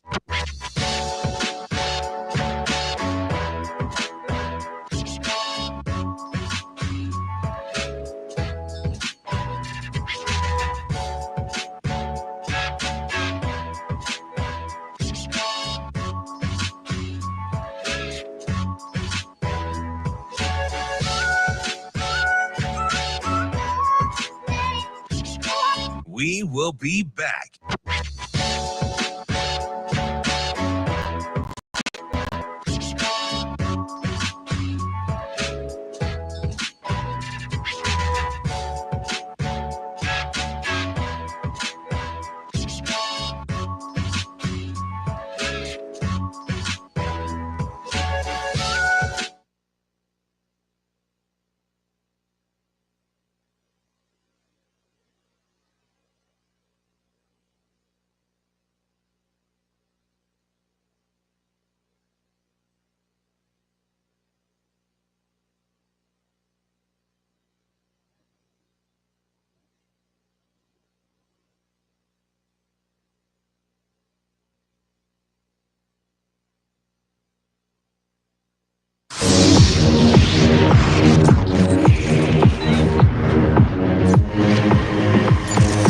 You're listening to Hurrdat Sports Radio. Now you're recruiting nationally because you want to build a relationship. Maybe you get them then. Maybe when they go in the portal in 2 years, you get them then. And so you do have access to a lot more players. You do have players. And I think as we move into the next era, whether it's revenue sharing or how it works, people are not going to have to just decide how much they want Joel Klatt. They're going to have to decide how much they want to pay Joel Klatt. Yeah. And so, the young man's going to look at an opportunity. Well, I can go there for, 20,000. I can go there for 70,000. And so, really roster makeup and the decisions you make if it's a similar pot, it's going to be really, really interesting. And it does open up access and it does bring about parity. The NFL is the most parity-driven league that there is. And so I think all that's going to give a lot of people opportunities. And, I think the one thing that I always think about, and kind of what I said earlier about, playing a 17-game season, is there's more access now to the college football playoff. It's not as much about getting to the college football playoff. I mean, it is for us right now. I'm saying for the teams that have been there, it's about building a team that can win it, that can get hot and win at the end of the year, that has enough depth, that has playmakers that are healthy at the end of the year. So roster makeup is going to be more important now, in my opinion, than ever before. And we're trying to take our experience from the NFL and try to take that to college and hope that it works. Halfway through the show here on Hurrdat Sports Radio, AM 590, ESPN Omaha, ESPN Tri-Cities. We're live on Twitter, Facebook, YouTube. That's DB. I'm Ravi Lulla here on the Pillar Exterior stage. If you're heading into work this morning, make sure you be careful. There's some water on roads kind of throughout the city. Hands on the wheel, eyes in focus straight ahead. As the driver, you've got one job to do, and that's to drive. This message from the NDOT Highway Safety Office. Speaking of nationally recruiting, yes, Nebraska got another commitment yesterday. Yes, they did. Been a long time since they dipped in the state. Yeah, from Kentucky, one Jeremiah Jones. I see conflicting reports on how tall and how big he is. I've seen everything from like 6'4", 200 to 6'6", 215. I'm going to go with somewhere in the middle. Let's just go 6'5", 205. Can I go 207.5? Sure. Because that's actually in the middle. Yeah, I remember that ridiculous number was at one point my goal for playing, or 207.5. Yeah. Man, if I got down to 207, I'd be skinny. Junior year. Yeah. Yeah. That's I mean, he's a 3-star out of Kentucky. Some people have him as a safety. Some people as an athlete.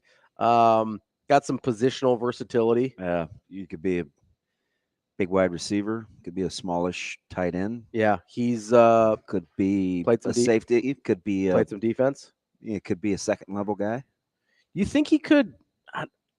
Frame wise, he looks like he could put weight on. Yeah, I don't envision him being a safety. I think second level. He almost looks like he could be sort of like that jack spot almost, or maybe like Buddha. Yeah, or Javen. Yeah, I don't know if I should. He doesn't mind Buddha, and I know like Jessica and those guys call him Buddha. I don't know.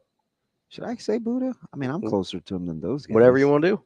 It doesn't sound right, though. Well, I just think not everybody knows who you're talking about. I'm going to ask. When you say him? Yeah. So I do appreciate you clarifying, Javen Wright. But I think he could, like, for a guy that athletic, I wonder if you try and get him into like a rush, like an edge spot. Yeah, I like the fact. So one of the things I think has been kind of sneaky good is I like their athleticism in the middle with Bullock and Wright. Yeah. And they're going to, yeah, if those two inside, what I would call more inside guys can take care of those hashes from hash to hash, that's kind of what I think kind of the key is for this defense. So you kind of like him at being one of those, like a super athletic guy at one of those spots in the middle? Because if you don't have to take those guys off the field situationally, yeah, that helps a lot. It's really hard. They can match personnel. Yeah, you can disguise a lot where you're doing a lot better. Wright can handle athletic tight ends. He can get it back out of the backfield, and he's learning to fit in the run game. You know, some guys, you know, it takes a little time. And I think for Buddha, he had to trust his length. Yeah. Right? Learn to use his arms and his hands. And now he doesn't mind that it's so loud in there. Yeah, it's messy. Oh, yeah. You know, I like to say messy. Yeah, it gets noisy. It is messy in there. Yeah. And I think that's the hardest part about those positions. And it shows up quickly. Yeah. Go back and watch Michigan and Iowa. Yeah. Especially late. When they make it noisy in there. Fitting in the second level. Yeah. With some of those inside runs it's critical. And you have to be able to play at angles, especially in this defense. Because I think Nebraska defensive line has shown the ability to play at the line of scrimmage. It's the cleanup guys. Yeah. Well, and sometimes, I'm thinking about the last run that put Iowa in the field goal position. Two guys, same fit, they both miss. Yeah, and you can get second and third level miss. And you can get kind of sucked in and trapped. Bullock got buried, and Gifford didn't clean it up. Yeah, I felt like Bullock got trapped inside, and then Gifford wasn't able to make the play on the third level. And if you've got guys, and that crease was pretty narrow. Yeah, and if Bullock hadn't gotten trapped, probably doesn't even get to Gifford. But if it does, it probably gives Gifford a better shot because it gets slowed down by Bullock. Yeah. So there's navigating the noise and allowing yourself to play to your athleticism is going to be really key. And I don't know, I don't know if being a little taller at 6'4" maybe helps him see above the fray. So I think it's commitment. Okay. Right. I think it's the ability to shoot your shot. Okay. You know, the whole cloudy clear, open window, closed window. You know, when you see it, go fit it. Just the same as I would tell a running back. The same as I would tell a running back. You got, when you see the crease, you got to be the crease. Yeah. See the crease, be the crease. See the once you see it, you don't have time to think about it. Nope. Absolutely. Get in it. Yeah. Like that's the difference between good inside runners and not. You know, when I look at a guy like that's trusting your training. Yeah. Yeah. When I look at a guy like Fred Taylor, I mean, incredible inside runner because and really not special physically. He's one of the most underrated backs. He's really good. He's incredible. But you don't look at Fred Taylor and be like, oh, physical freak. Yeah. Right. But he had that ability to navigate the noise that we're talking about on the other side of the ball with these guys in the middle. Perfect compliment for Bunnell and, McCardell and who's my other guy? Jimmy Smith. Oh, I love Jimmy Smith and Keenan McCardell. Hey, they were tough. That was a good wideout group there. Dude, he was so nice. He was a nice ball player. I mean, he could tote the rock. I like guys like that. Because if you have a veteran offensive line, which you do, and we heard Phil Steele, how about Coach Rule with the Phil Steele reference? 120 starts. Yeah. If you have an offensive line that can get on guys, and I would love to see, you always want to see, hey, get to second level, right? Get off. Tandem, boom. Especially if you run so much duo and like Nebraska does, you have to at some point be able to get to second level. But if backs are just good with those creases, it adds it's got to add a full yard to a run. Just not being late. Yeah, just getting there on time. Yeah, just getting not the crease being on time. late seeing it. Yeah. It really, really helps. Now, because in those schemes, Yeah. you're always going to have gaps. So conversely, what was the great equalizer to zone schemes? Well, people they beat you to the spot, right? They want you laterally because they want to fit because those gaps move. Yeah, it's like on fit the fly. And spill, right? Yeah, fit and spill. So when you see it defensively, you've got to go get it. You can't be a shuffle shot. That was probably my one criticism of like Reimer sometimes. he could do some things really natural. By the time he saw it, it was sometimes just a little late on the trigger. Half second late. You know what I mean? And it's just playing at 45s. It's just trusting it. It's playing the position long enough where when you roll the dice, like you're coming up 7-11. Yeah.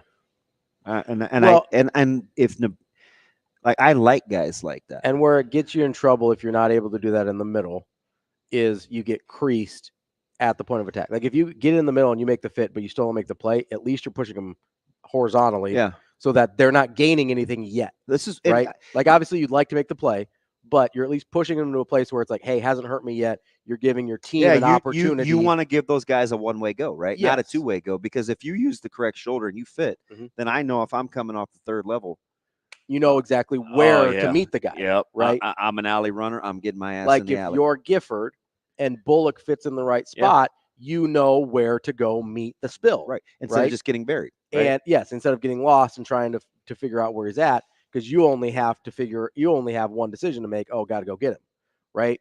Where I think, and that's where it'll be interesting because it seems like, and I might be wrong, it seems like a lot of seems like there's a certain instinct for it. But it does seem like you have to hone it. Commitment. It starts with commitment. It starts with a willingness. Okay.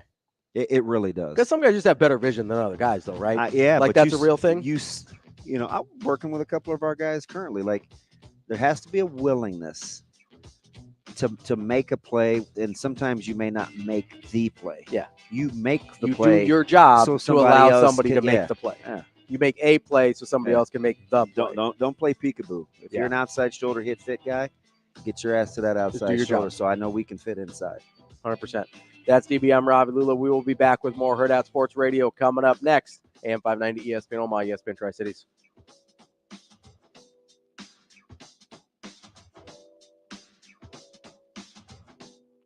We will be back.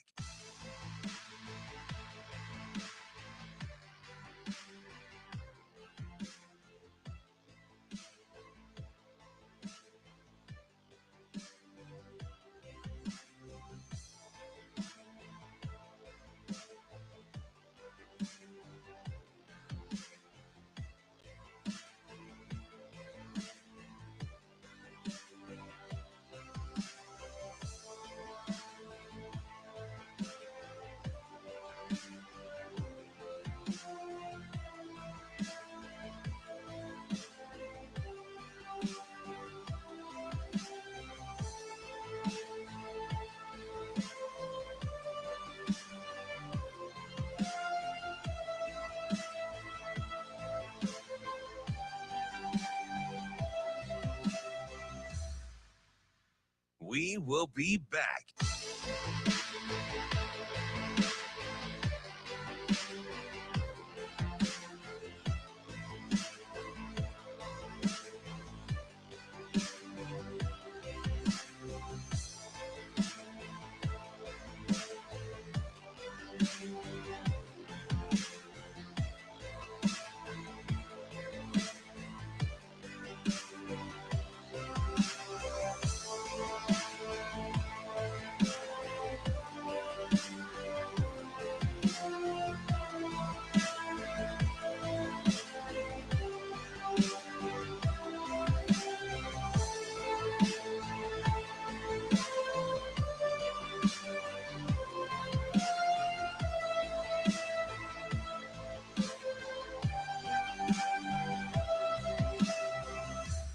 We will be back.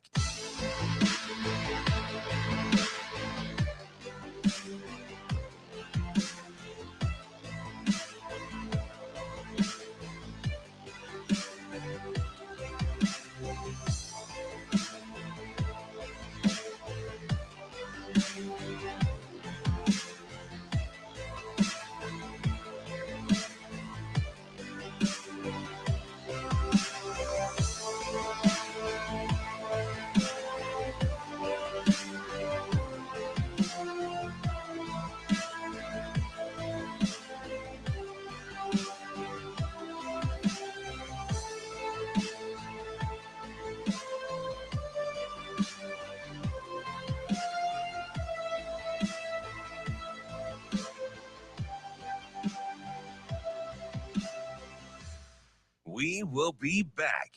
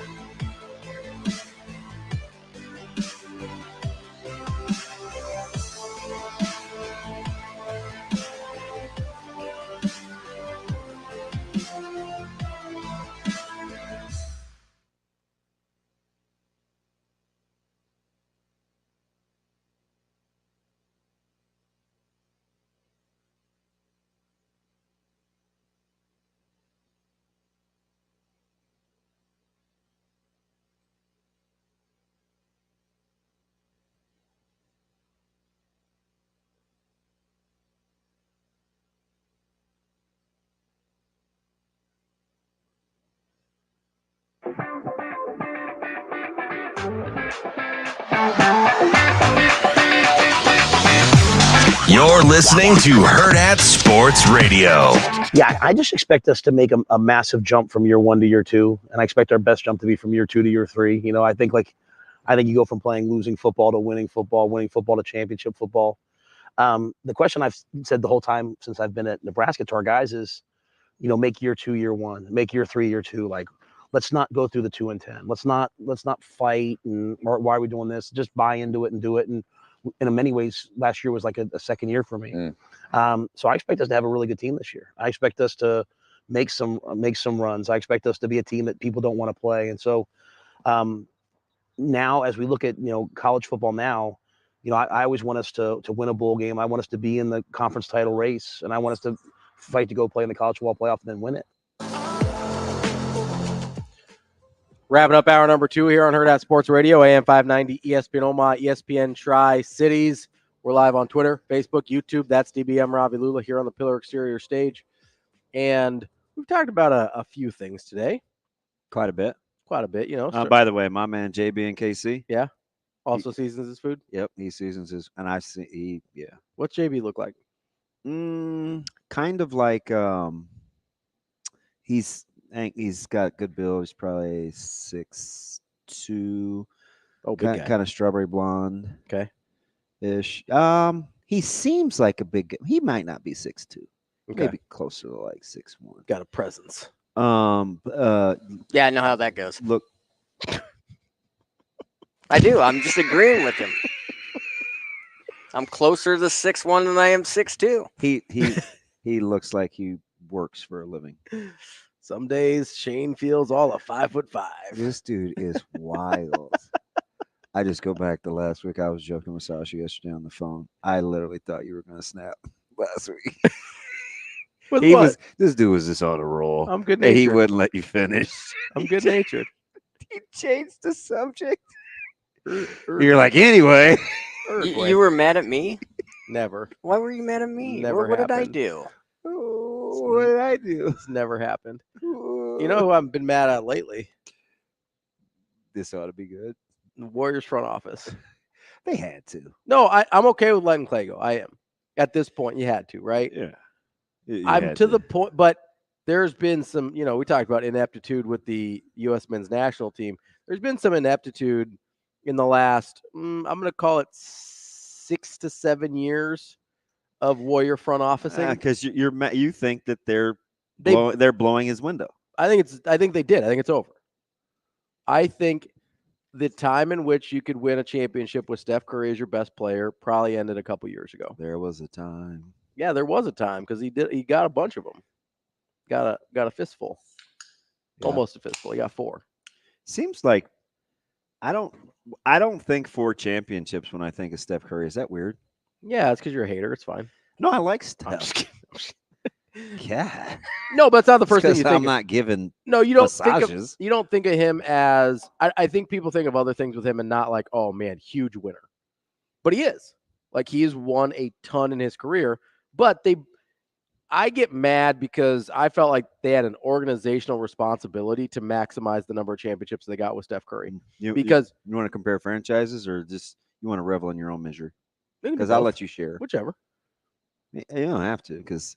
Well, I'm just saying because I don't think, and this is then you can we can share, but I don't think it's not me, it's you. I don't think they appreciated how rare it was, the opportunity they had in front of him. Do you realize how long they paid the luxury tax before they moved into the new arena? They were well aware. Yeah.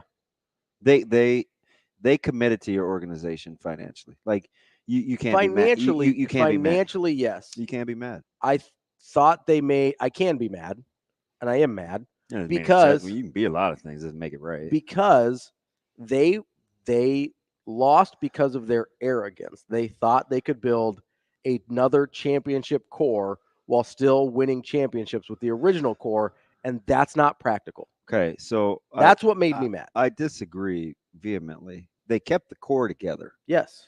There was no other core. There was listen to them talk about it. They were trying to supplement real time while the window was still open. No, go listen to what Bob Meyer said about what they were trying to do. Bob Meyer, like what's he doing now? He's on TV now, but he is okay. He was there when what I'm talking about was happening. Real time. Yeah. When they go Kuminga, when they go Moody, when they go Wiseman, he literally was talking about, we think we can build a second championship core. This isn't word for word, but it's pretty close, while still competing with our original core. There's nothing wrong with that. No, but they missed out on opportunities to win more championships with the original core because they had assets that are now worthless. If you stay healthy, is this a different discussion? I don't think so. The only one they missed because of health was 19. Like, I get Clay missed another year, but I don't think they probably would have won in 2020 anyway, because, I don't know. I have no idea what would happen in 2020 because of the COVID season and everything. But the only one they missed out because of injury was when Clay and KD both went down in 2019 against the Raptors. Okay. So that would have been how many? That would have been 5. Would you have been cool?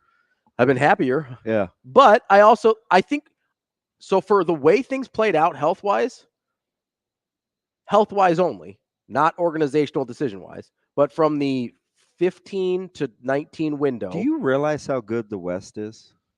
Yes. Okay. It's really hard to win.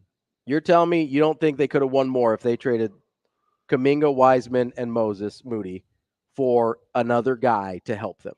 So the numbers had to fit, right? Yeah. What piece did you want to accentuate the core strengths? There were interior defense. What did you want? There were early on. I thought interior defense was still okay with Draymond. I would have wanted, when KD left, another ball handler scorer. I mean, that's what KD was. He was a guy that could get his own shot. Yeah, offense wasn't really your problem, though. Sometimes in the playoffs it was, though. Sometimes things bogged down because they were allowed to be really physical with Curry, and so if you have a guy that gives the little bit of a pressure release there, that's why that was the one good thing Jordan Poole did, was during that playoff run, he provided that. Hey, by the way, and he's terrible. Don't Google, but go to TikTok and go Jordan Poole, either bloopers or. Oh, it's horrifying. I've seen him. It's incredible. Yeah, he's terrible. But he had one good run with them. He has. So some of that stuff, he had, like, you don't throw the ball to the other team multiple times on an inbounds. Not on accident. Just step over the inbounds line like walking. He does some things that are incredible. He's one of the most careless players I've ever seen in my life. But anyway. But the reason I bring all this up is, like, the last few years, even when they were, like, I think not this past year, but the year before, I think they won a playoff series or two. I didn't enjoy watching that team at all. I just didn't enjoy. Like, I didn't like watching the way they played. I didn't think it was like, I didn't enjoy it. I haven't enjoyed watching the Red Sox for a while because they got rid of all the guys that I liked, and they were constantly frustrating. Well, it's hard.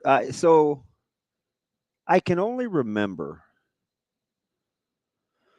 Let me be accurate here. I can only remember a couple of stretches of my sports fandom that I didn't mind missing one of my team's games. So them being fun to watch doesn't matter to you that much. I hate this Lakers team. Yeah. And I watch them incessantly. Yeah. Can't stand him. I haven't liked him for 2.5 years. I'm not saying you don't watch, but don't you like it? Like, enjoying watching my team matters so much more to me than it ever used to. You should try being a Steelers fan when they had arguably the worst offense. I don't want to do that. Well, I'm just like, I understand. Yeah. But there's just something about, like, I can't believe how you sound almost, I mean, you're a fan, so grateful isn't the word. But that franchise maximized darn near during that stretch, sans the injuries. You haven't really suggested a plausible option. Not through through 19, I agree they maximized. It was after 19 when KD left. I thought they left what did you want to have happen in 2021, 21-22, and 22-23? I wanted them to trade the 2, the 7, and the 14 for a real piece. That's what I wanted. And not because those guys didn't work out, but because those guys were going to be. You already were getting hit with the 5%. You're paying the luxury tax. You're second tiered. Like, I don't know what you thought you were going to be able to do fiscally. They had an obligation. They were already paying however much in tax. And you're like, hey, we're going into the new arena. Let's just pay. Yes. Well, I mean, like, if you're pot committed, you're pot committed. And now they're pot committed with a bad basketball team. It's not like they're in better shape financially now. No, I understand. That's what I mean. Like, if you're going to be paying that much in tax, why be bad anyway? Because you were still going to the playoffs. Go look. They missed the playoffs a couple years. They've been in the play. So we're talking about since 2019. Yeah. They missed twice. They've missed twice. They've been in the play-in twice, and they won a championship. Yeah. Well, they were in the play-in like 4 out of those 5 years. They weren't even a top 6 seed. So you didn't enjoy. You sound spoiled. I can't want to enjoy watching my team play. No, you can. But I think you have to, it needs context, right? Like the sense of entitlement versus the practicality of it, it seems. I don't think it's impractical to say, hey, we've got 3 assets, which is super rare for a team that's been as good as they have. They had 3 Do you know, top 14 assets. I just saw a stat yesterday, 2 days ago. Shane, wake up over there. Top 8 quarterbacks that had incompletions based on inaccuracy. Mm-hmm. It's one of those analytic stats that was measured. You know who was number 8? Who? Kenny Pickett. Okay. 36.5% or something like that of his misses were just due to his inaccuracy. Just because he missed. That's hard to That's hard to watch. Your team is still trying to win, and they're trying to do it on the fly. Conversely, you're mad at the Red Sox because you feel like they mailed it in on trying. Yeah. Sounds a lot like a fan. I am a fan. Well, what do you want me to do? That lacks a little sense. I would have a hard time being an Iowa fan, too. That's hard to watch. They win, though. They do, which would help. We will be back.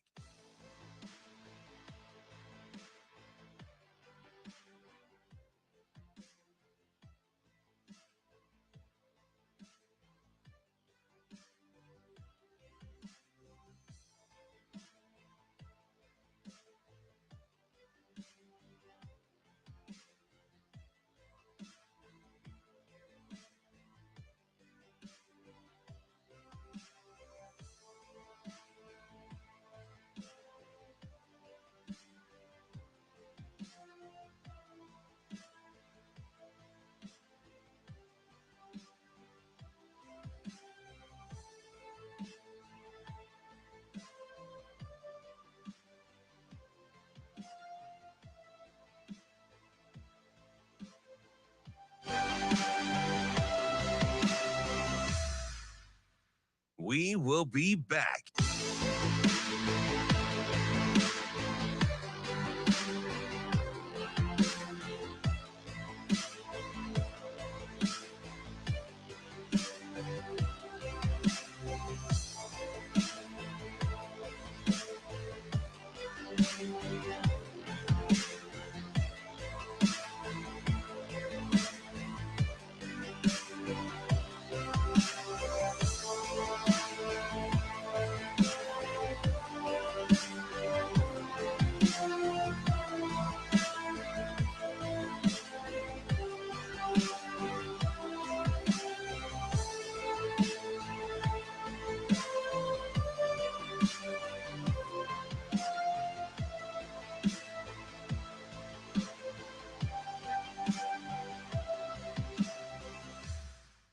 will be back.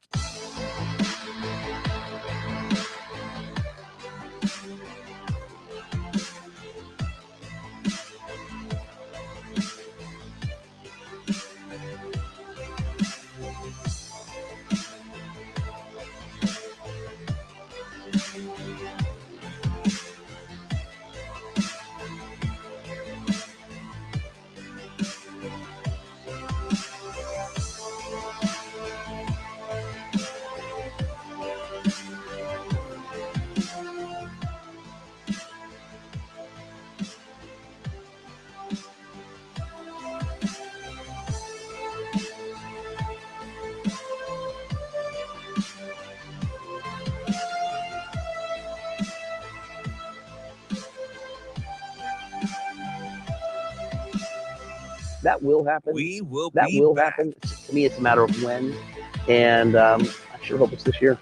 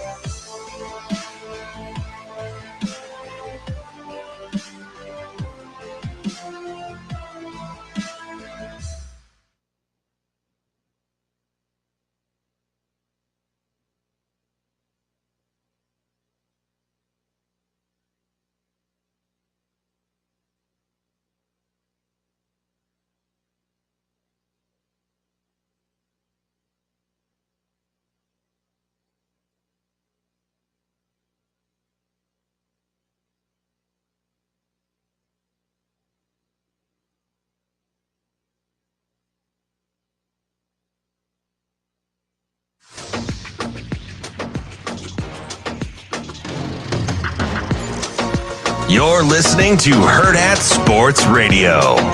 You know, we lost to Minnesota and lost to Colorado, and you know, I'm still down about those two games. I'm trying to be very focused on what's next, and I show up to the game, and it's like the inspiration you felt from that crowd for a Northern Illinois game, night game.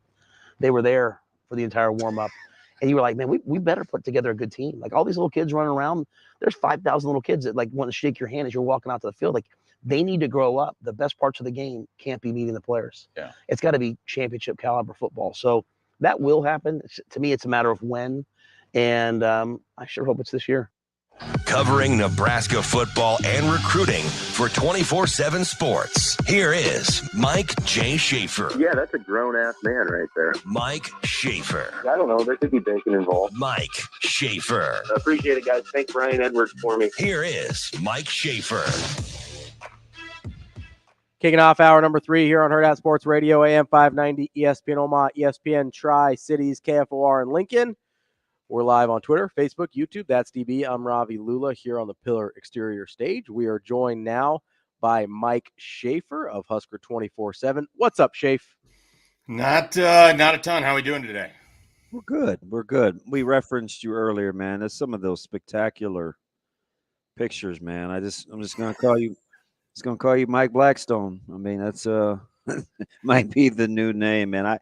I blew that thing up. I showed Shane. I made it super big and just trying to like Zapruder film this freaking quesadilla. I'm like, you know, I was just putting, you know, a line out there. I could probably eat about, I don't know, 12 of those triangles. I'm guessing maybe 15. He's like, what do we got in there? We got some kind of almost sounded like Sipple, like, gotta be careful here.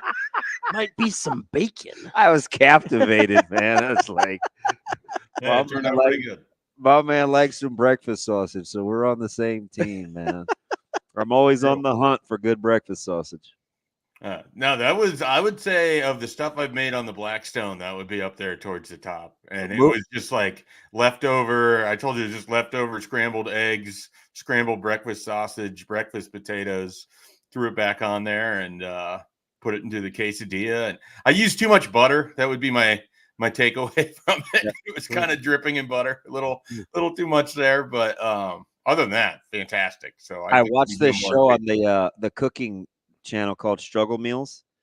That sounds like something he would do. Like he'll pull off these meals and stuff that you just kind of have lying around the pantry, He's like, yeah, that's a $2.95 meal. And I was like, oh, that's what Schaefer just pulled. So I really like having random leftovers and then just combining them into some sort of tortilla.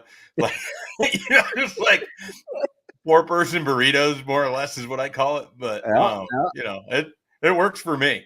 I have a Micah in our household is that guy. Like if you have a tortilla shell, it doesn't matter what it is, he'll improvise and he can make up something to put it in there. It's like, he's like my human garbage disposal. So I like him because there's only 2 of us that eat leftovers in that house. So it's like, he makes me feel better about me trying to be fiscally savvy. Yeah, there's one in my house that eats. That's it. Yeah, so, okay. Just give it about another year or 2, and it'll be like you'll be feeding him table scraps, and he's gonna be like, more. Give it more. we were talking, Schaefer, about guys that we were talking about windows of opportunity and guys that of our teams that you feel like left something on the table. And he brought up a couple, and then off air, I was thinking about, like Shaq and one of the reasons why he makes me mad and some other guys. How do you feel about guys like Robert Smith, or you maybe got rid of Dalvin Cook too soon, but it feels like he had more in there? Are there guys that you've watched growing up? I don't know how I feel about Albert Bell, but you're like, man, they should be better than that. There's more in there.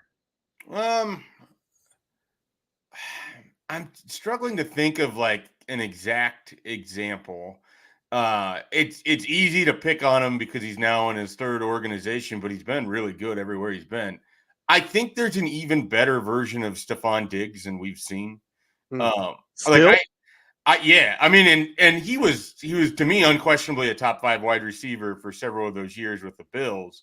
But like I think that guy at any given moment, sort of like a Devontae Adams, a Justin Jefferson, Tyreek Hill, those are sort of my guys. And then CeeDee Lamb is like right on that cusp too. At any given moment, they can be the best they can be unstoppable. And I think Diggs can do that, but I think his pathway to getting there compared to those other guys is a little bit more difficult. I think the personality makes for a tougher fit. I mean, you put him and Mike Zimmer and Kirk Cousins on the same team. It was not destined for greatness, with those personalities, but he was really, really good. And so when he got traded, I was so mad because I felt like he was better than fans and the media in Minnesota thought. And then I was very happy for him with Buffalo. I think he's going to have a big year in Houston too. Like, I just think people want to write him off or discount him for whatever reason. But I think he's a really special player. He's the first one that came to mind when we were talking about, people that you'd want to see more of. And then for me, a lot of it comes down to guys who had gotten hurt. Like Grady Sizemore is someone mid 2000s. Double deuce. Nobody listening now knows how good he was. But when they talk about a 5-tool player, like they're talking about Grady Sizemore. I mean, he could run. He was incredible in the field. He could hit for power. He wasn't going to have like the highest batting average, but he's still going to sit around the 285. Like he's a complete player in baseball. And then his body just started breaking down at 26, 27, and he was never the same guy anymore.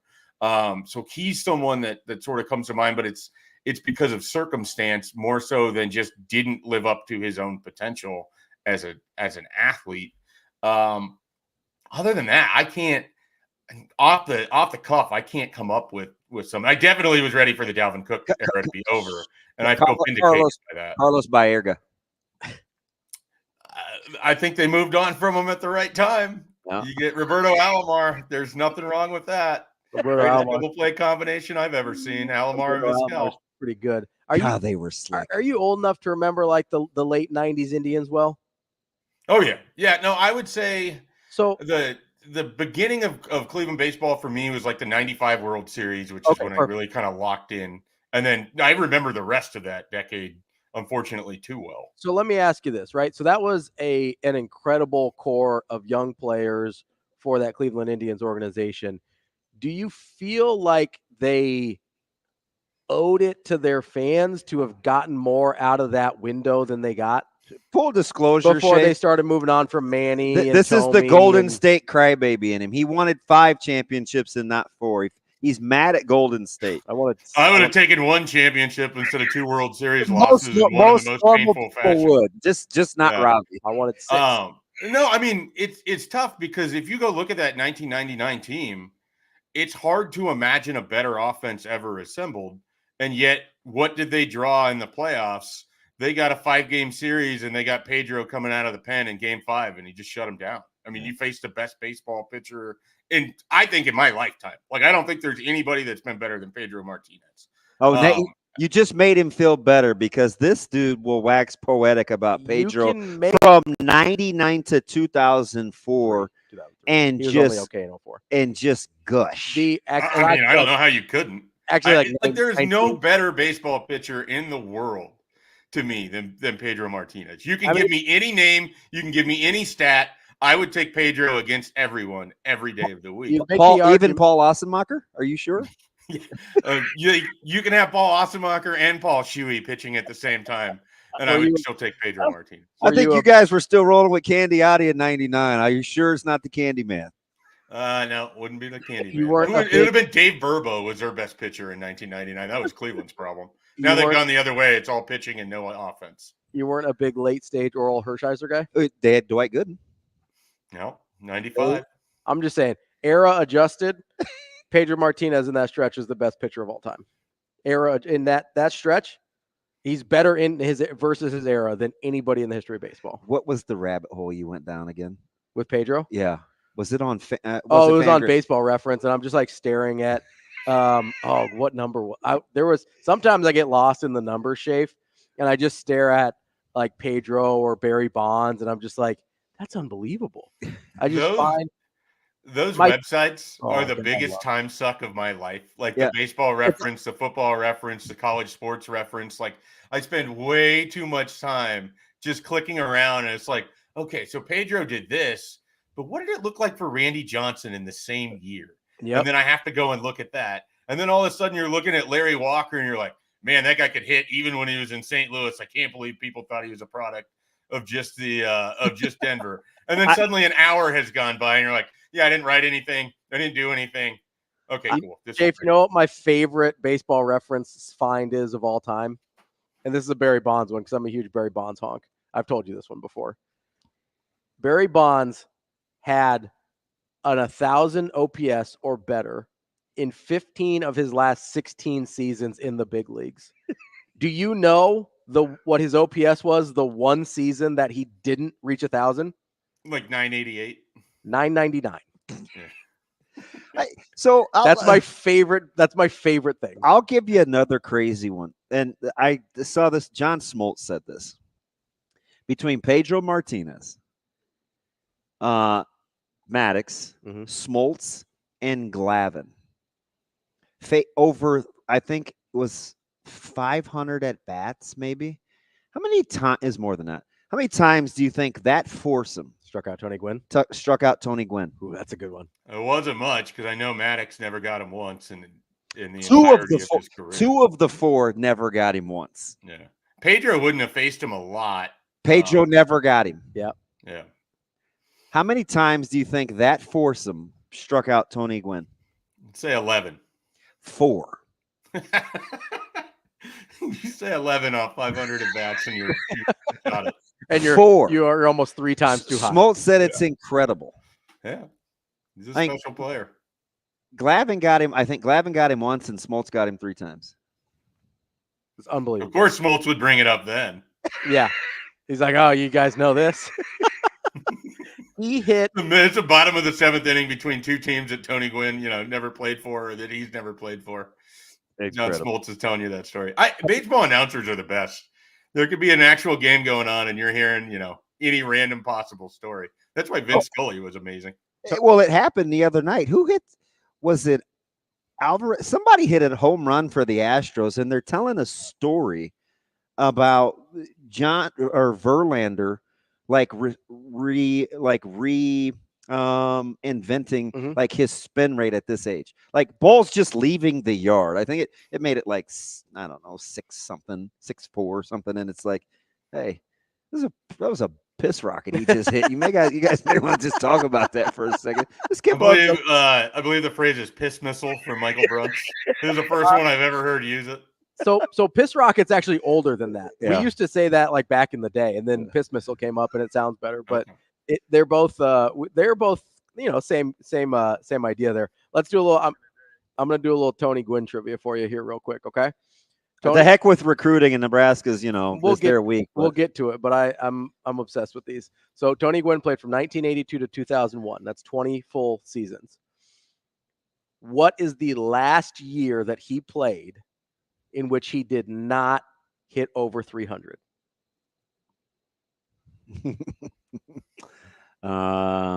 82 to 2001. I'll go 99. Schaefer? I'm just going to say 88, and I have no reason for it.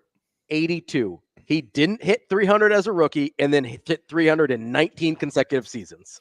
Incredible. That's incredible. Unbelievable. He was also just a terrific athlete. I know that for people my age, good call. He was a really good basketball player in college. Great call, Jake. You wouldn't think it because he was so he looked like human Humpty Dumpty by the time, I'm watching baseball. But that guy, you look it up, the steals were incredible. And then you just hear people talk about him as a basketball player. Yeah. And it's like, wait a minute. The Tony Gwynn that I know was a basketball player. It's hard to imagine that. But yeah, he was he's one of those guys that's a better athlete than you realize that he was. He had 56 steals in a season one year. He hit 370 that year. There was just a stretch where you just couldn't get those guys out. Yeah. Boggs, Gwynn, even Strawberry.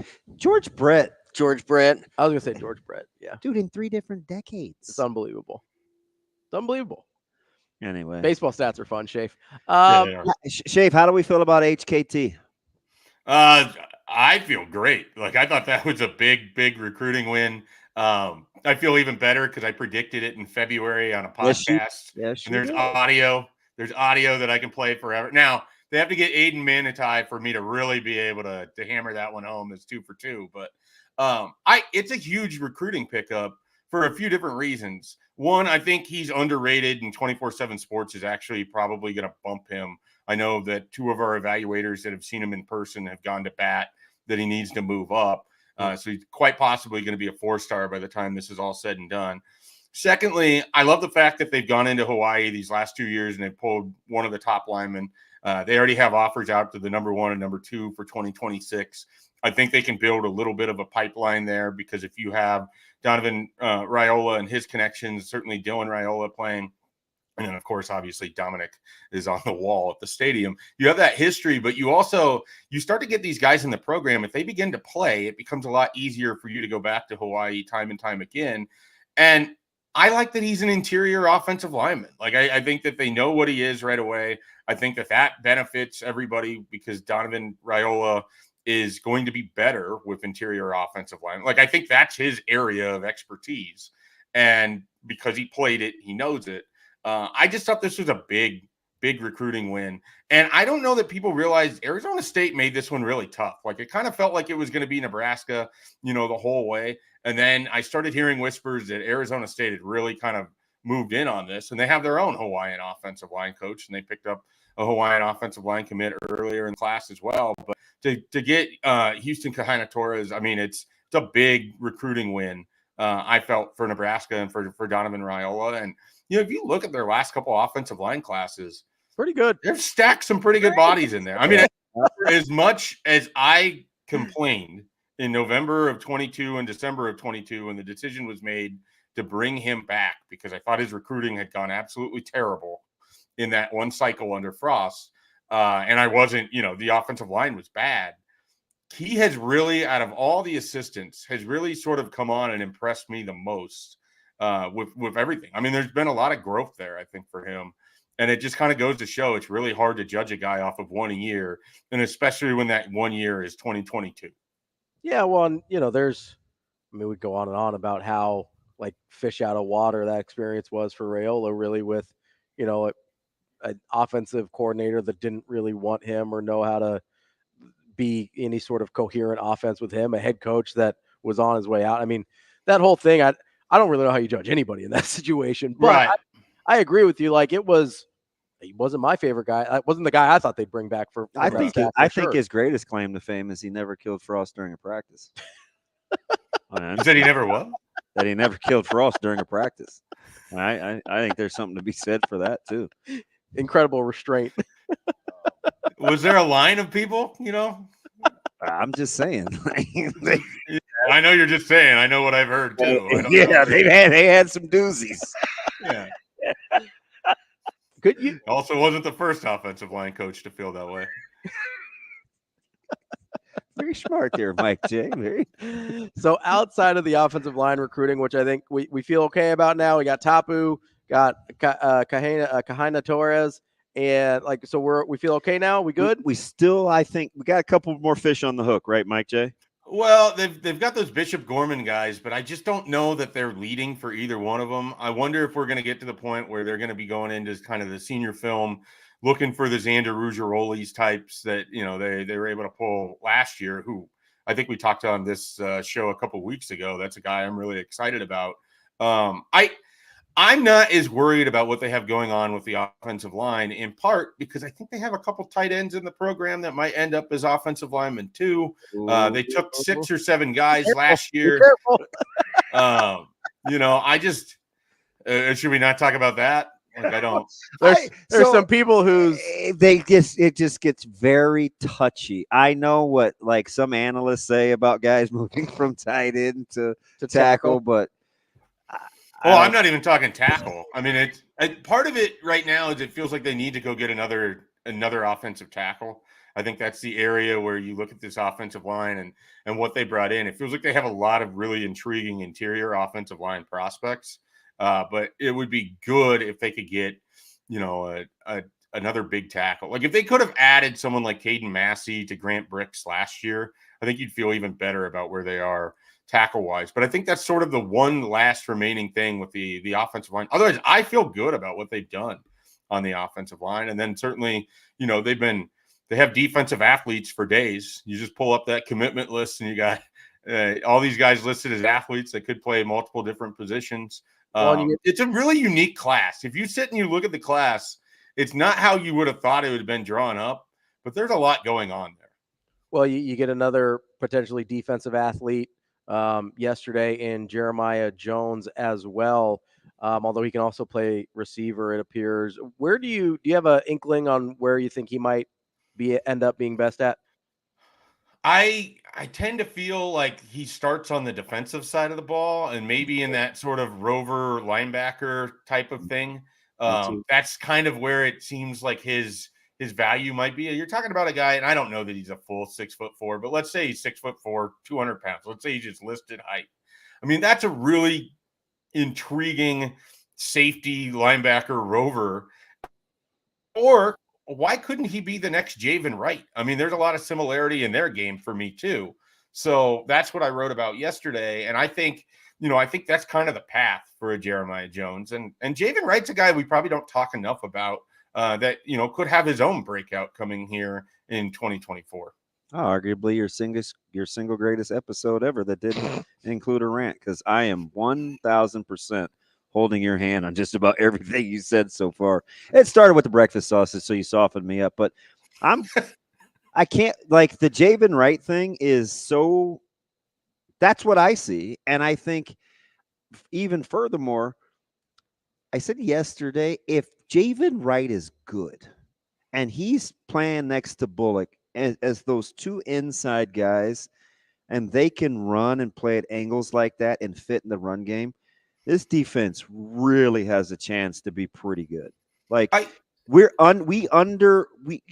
100. We don't talk about him near enough. If he's good, they got a chance to be great. I think one of the things that excites me about this defense is once you get past the defensive line, which, I'll gush about for days and I don't have to right here. If you look at all the collection of players that they have in the back half of the defense, starting with the linebackers, moving back to the defensive backfield, they have a lot of mix and match type players where I think you can get good performances week in and week out. You might not have like a designated, this guy's going to get, all the reps or whatever, all the snaps. But in certain situations, you have like some really strong situational role players throughout this defense. Like I think that's really good, because if you have that foundation built and you have your core, but then your second guys at the position are able to come in, there's no drop off, or you can utilize them when a team wants to spread you out, or if they want to pack it in and go right at you, but you have the pieces to be able to do that. I think they are deep in a really fun way on the defensive side of the ball. And it's not necessarily full of star power, but it's full of really fundamentally sound football players, which is why I think their defense could be pretty good again this year. I mean, the one hesitation I have is, what it looks like in the secondary, because I think you lose some really heady, veteran pieces there. But the rest of it, I feel pretty good about what that defense could do. Yeah, if Jamal Charles keeps coming along, I don't know if I would be like, ooh, exhale, but I think he's got Jeremiah Charles, right? Did I say Jamal? Yeah, not the little Texas KC guy, Jeremiah. Yeah, he has to be good. Nebraska fans just shudder to think of what he did in 200007. Yeah, we are unfamiliar with him. We don't need to talk about that. Schaefer, we appreciate the time as always. We'll talk to you next week. All right, guys, have a good 4th of July. Count your fingers before the day starts and leave with the same amount when the day ends. That's the goal. I got 10. No JPPs around here. Wow.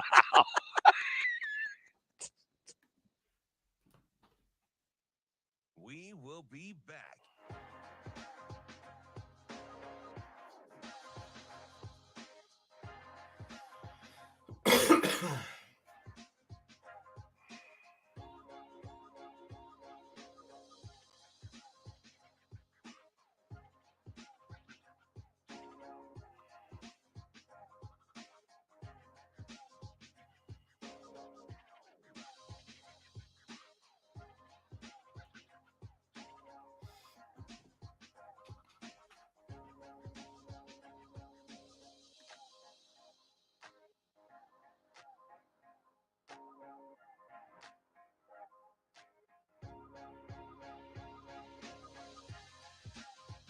We will be back.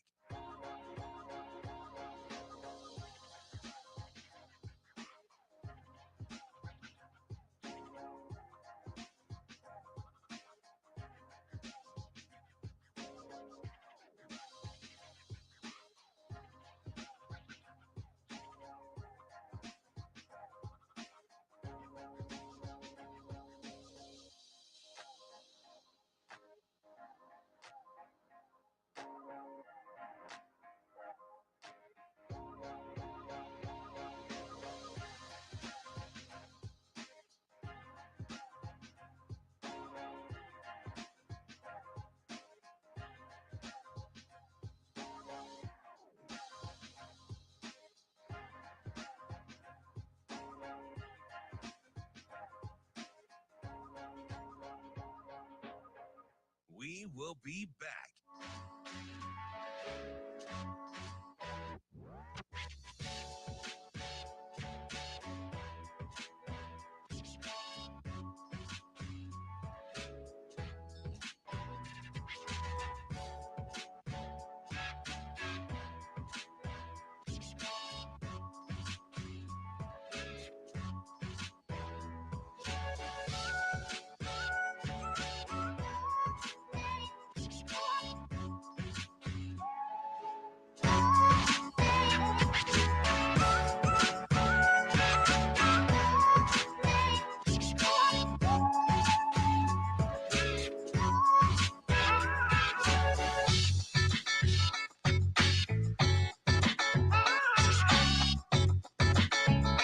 We will be back. I think the one thing that we always have to remember when we talk about Colorado is, and if we play well, maybe people will have that same energy. I think the one thing that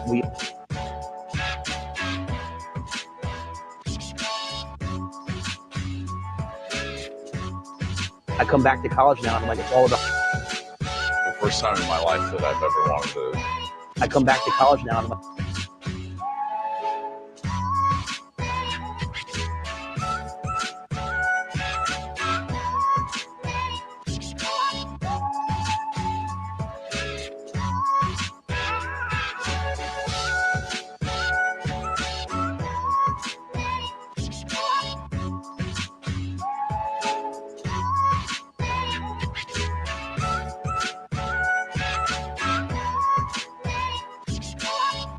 We will be back.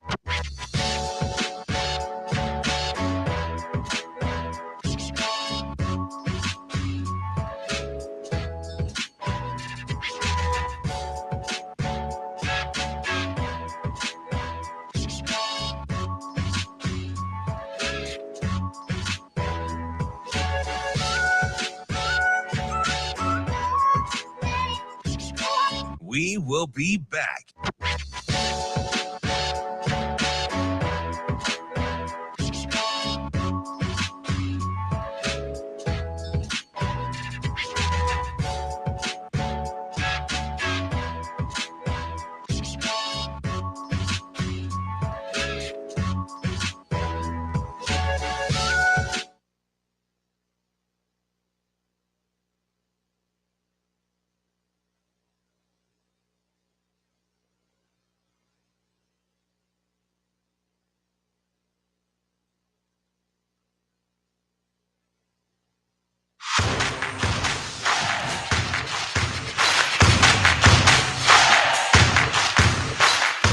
You're listening to Hurrdat Sports Radio. I come back to college now, and I'm like, it's all about human connection, because the portal, and everyone will tell you, like, it's just a business. It's not a business. It's not. It's college football. These players, they need a coach that believes in them. Bad teams need a good coach. You know, there's so many things that I learned in my time in Carolina, but if anything, it was have connections with the players, and you know what? Lead them through good times and bad. Don't worry about what people say about you. Don't just worry about, am I doing the right thing for our guys to win? And so those experiences, I'm so grateful for them. I'm so grateful that I went to Carolina. I'm so grateful for what it did for my family, because we are so much closer now. I'm so much closer with my players now. And that's why I believe Nebraska will win. And you know what? We'll win, and people will be like, Coach, are you going to go here? Are you going to go there? Da, da, da, da.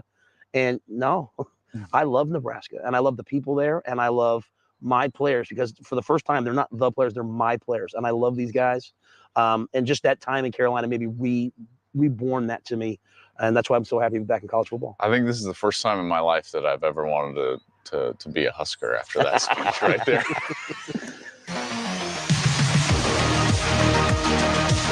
Welcome back to Hurrdat Sports Radio, AM 590, ESPN Omaha, ESPN Tri-Cities, KFOR in Lincoln. We're live on Twitter, Facebook, and YouTube. That's DB. I'm Ravi Lulla, and we are brought to you by Durkin Designs. Man, with this weather especially, I know you got some needs in your backyard. Need some cleanup, need some maintenance, need to redo some of those paver patios, retaining walls. He's good with advising too. Whatever you need, he can tell you what you need, and they've got a ton of experience on that team. Make sure you give them a call, 402-779-4444, to get Durkin Designs to let you know what you need in your backyard, front yard, wherever it is. I know after all this weather, I'm going to have to give them a call because got some stuff going on in my yard. We need a little help. So what time is it coming today? All day, I think, is it's on pace for. Huh. It's going to be one of those. Yeah. Who am I supposed to call? I can't make it stop raining. You can call Durkin. I just got to call Durkin Designs after. And make sure you press 1. Press 1? Yes. All right. We'll press 1. That'll go to him. That's what you need to do. Press 1. I didn't know. I didn't know you had to press 1. That's good to know. For a tag team that I couldn't absolutely stand. Tag team, back again. It is still one of the greatest entrances of all time. It's no World Warriors or anything. I'm currently looking for a box score from the to see how many times Fred Taylor did not carry the ball against us. Yeah, 1996 Fiesta Bowl. Yeah, and it's a struggle bus. That roster for them was loaded. They were just a year away. Well, yeah, they beat the brains out of Florida State the next year. Yeah, after losing to them, people forget. Yeah. I don't think anybody forgets. Well, they lost in the regular season, and then they won in the Sugar Bowl. Jaquez Green, Ike Hilliard, Javon Curse, Taylor. They were. So I don't know if this is correct. What are you looking at? But this says that he had 0 carries against you in '96. No, I can believe that. Williams had 6. Elijah Jackson had 4. Anthony had 2. Riddell and Werfel had 9 technically because he got sacked 9 times. Danny. They had 12 on purpose rush attempts. Yeah, that's a problem. It's not good. You don't want to let those guys just pin their ears back and go. That's a bad idea. Especially when we come and we're not supposed to, and we end up getting sacks. It's a bad idea. You don't want to just let those guys. You don't want. We know that say. You know when Jamel came, he wasn't supposed to. Peters and on the safety, he just committed to it. He was just like, "Let's go." Yeah, I'm dead serious. That was almost a strip sack too. He almost lost that ball. Werfel holds on to that thing like down around his knees. He's one of the more underappreciated players in Nebraska history. Jamel Williams? Yes. Yeah. Yes. His versatility allowed for a lot of creativity. Yeah. When you have guys that's why I like when you have guys that you can say erase this part and they can, and it's just one guy. Like if you can play a puller and get the number 3 coming out or rush the passer. Yeah. Like that's pretty good. That's pretty good. So, and when you have guys like that, that was a pretty good football team. Everybody else can kind of do their thing. Yeah. I'm doing. That's a pretty good football team. They're okay. It's not bad. They had their moments. They're okay. They had their moments. Wow. My favorite part of that broadcast, if you ever go back and watch it, I never have, is the first. It would not interest me the slightest. As they're bringing the game in. The overtime rules were new. And so they're like, hey, we might have a barn burner here today. Like, we want to make sure you're familiar with the overtime rules. And then it ends up just being a whooping. It's kind of funny. Didn't go to overtime? It did not go to overtime. I'm not sure that Steve Spurrier would have enjoyed playing you guys a second longer than he had to. Coach Osborne, we're pretty good too now. Bristle Upton, Doc. Pretty good too. Oh. Yeah. It's we like to look back. We're talking about Fred. Why were we talking about Fred Taylor? I was talking about gifted zone runners and how you need. Oh, we were talking about hitting the crease. Yeah, seeing you need guys seeing it and going defensively that can. That's kind of how I felt about. Now he wasn't to this level, obviously, but I did feel like that's what makes Edwards at Michigan really good. Oh yeah. And I wasn't down on his yards per carry early because he just seemed like a guy that needed a feel. Yeah. So he's going to get more touches. Kind of getting like a lather a little bit. Yeah. Did you think Phil Steele was going to be higher on Michigan? No. I think the people that know what don't they have a 9? They have like a 9.5. Yeah. That's their That's number. a lot. That's high. It's too high. You need to put 2 of those over on Iowa. You didn't move that Vegas line yet? No, I haven't. I'm surprised Phil didn't though, with as high as he was on him. I was a little surprised to see he was so high on SC. Yeah, I was too. That's the one that surprised me because I don't think SC is going to have a good year. Well, you know who wasn't high on SC? Who? That would be one Joe Castiglione. Yeah. I sent you that, right? Not real high on Lincoln in general. I don't know about SC so much as his former football coach. It was like apparently we missed the party yesterday, Shane. We weren't invited. The whole Texas and Oklahoma to the SEC. You know, it seemed like when all of a sudden did they pull a Creed and have open arms with arms wide open? Yeah, I don't know. I'm about to buy some tickets though. Is it 9:30? About 20 minutes, 24 minutes. I don't think you have to rush as soon as this thing's over. I think you'll. Oh, that's why you didn't want a 10 o'clock meeting. Yeah, I was like, well, hey, I got stuff to do. You got stuff to do. I got to buy my Creed. Everybody was like, no, we talk to Sasha every day. We're good. I think I talked to, was it this morning on the way in or yesterday? Got to get Creed tickets. And believe me, nobody wants to talk to me at 6:40 in the morning. Hello. What do you need? Especially when you're woozy after knocking yourself out in the shower. No, like you just. That's exactly how it was. How does it go? You ready? How does it go? If you're not watching on the stream, you're missing out. Apparently it was too long. Yeah, you do you know what I blamed it on? Not my own stupidity. What's that? I blamed it on the fact that I used Zoe's curly kid shampoo and it made me lightheaded because it smelled like flipping berries and juices. I was like, this is awful. But Yeah, it was the first one I grabbed. I don't think it was the shampoo's fault, DB. So, do you think there'll be a run on tickets? Listen, are you going to have to get in line early? Yeah, absolutely. Are you going for front row? No, I'm not a front row age anymore. I want to make sure I have a nice. I mean, they're not going to be moshing or anything, are they? What's Creed? Oh, he is wearing the sleeve though. Yeah. Yeah, I jinxed him. I said he's moving around well. He does not look I'm like he's talking moving about around now. Joker off the bad knee from the French, and he's not all of a sudden not. Yeah, he was moving gingerly. I wonder if he did something. He's moving what? Gingerly. Oh, I thought you said something else. Nice. That's kind of a gingerly. Yeah.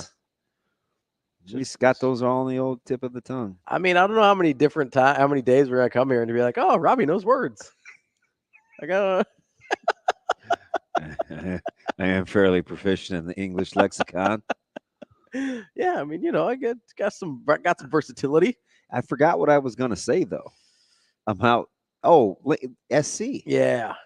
Like, are they all of a sudden? Are they just going to figure out how to play defense? Yeah, I don't think so. That's why I wasn't. I'm not super high on SC. That's why I don't know what to think about Sierra. I don't Plus either. He missed a year. Yeah, I'm more concerned about that than I am, because it seemed like he was all right, like physically. Do you think LeBron will come see him play? They good friends? I mean, he hasn't come to see Mason Miller play yet. He was in So Space Jam too. No, I know, but I don't know how good of friends they are. Like, it seems like he'd be closer. He called him family. Is that just a term to describe toxic behavior? If it's LeBron, probably. You're such a hater. I'm the one that doesn't like LeBron, and even I don't treat him like that. He hasn't come to see Mason Miller yet, and he said Mason was family too. So, what's up? I wonder what kind of shape Wright can be in. Yeah, I'm curious about that. I'm curious about the time off. I'm curious, like, is he committed to football? Like, if he's not, that's cool. But like, go do your other thing. I don't want him, Well, you think he's gonna get the weekend off to go act or something? Like, I'm not saying Coop ain't having it. I know Coop's not having it, but like, mentally, is he all the way checked in? That's what I want to know. Well, I know one thing. He better be. It'll reveal itself in a hurry if you're with Coop. It certainly will, but doesn't do Nebraska any good if he's not. Godspeed. So, we will wrap up the show coming up next on Hurrdat Sports Radio.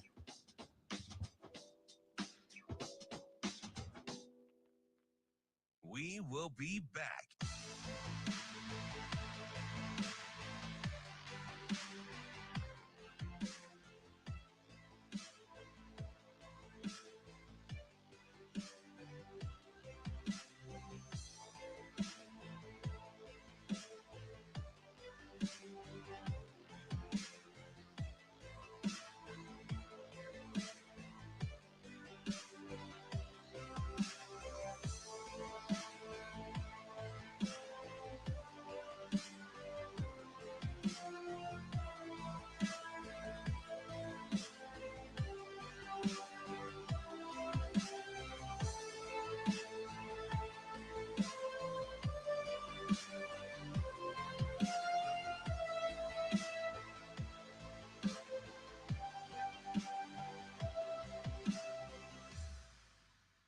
We will be back.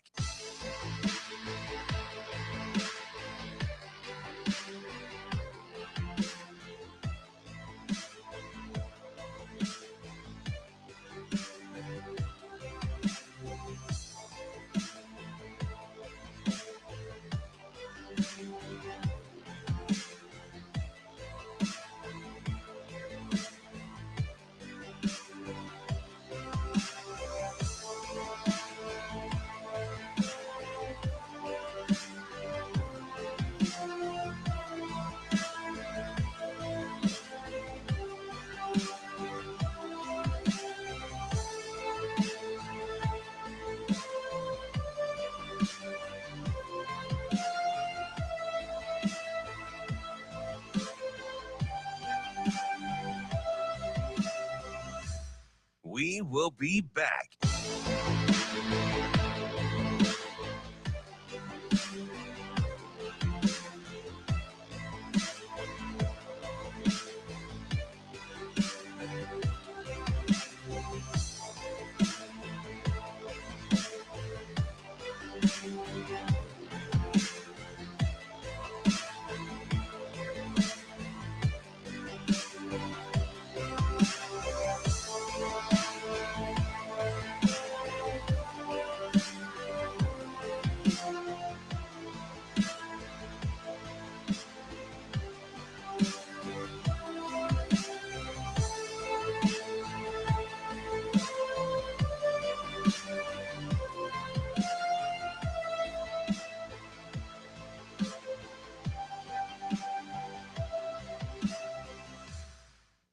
will be back.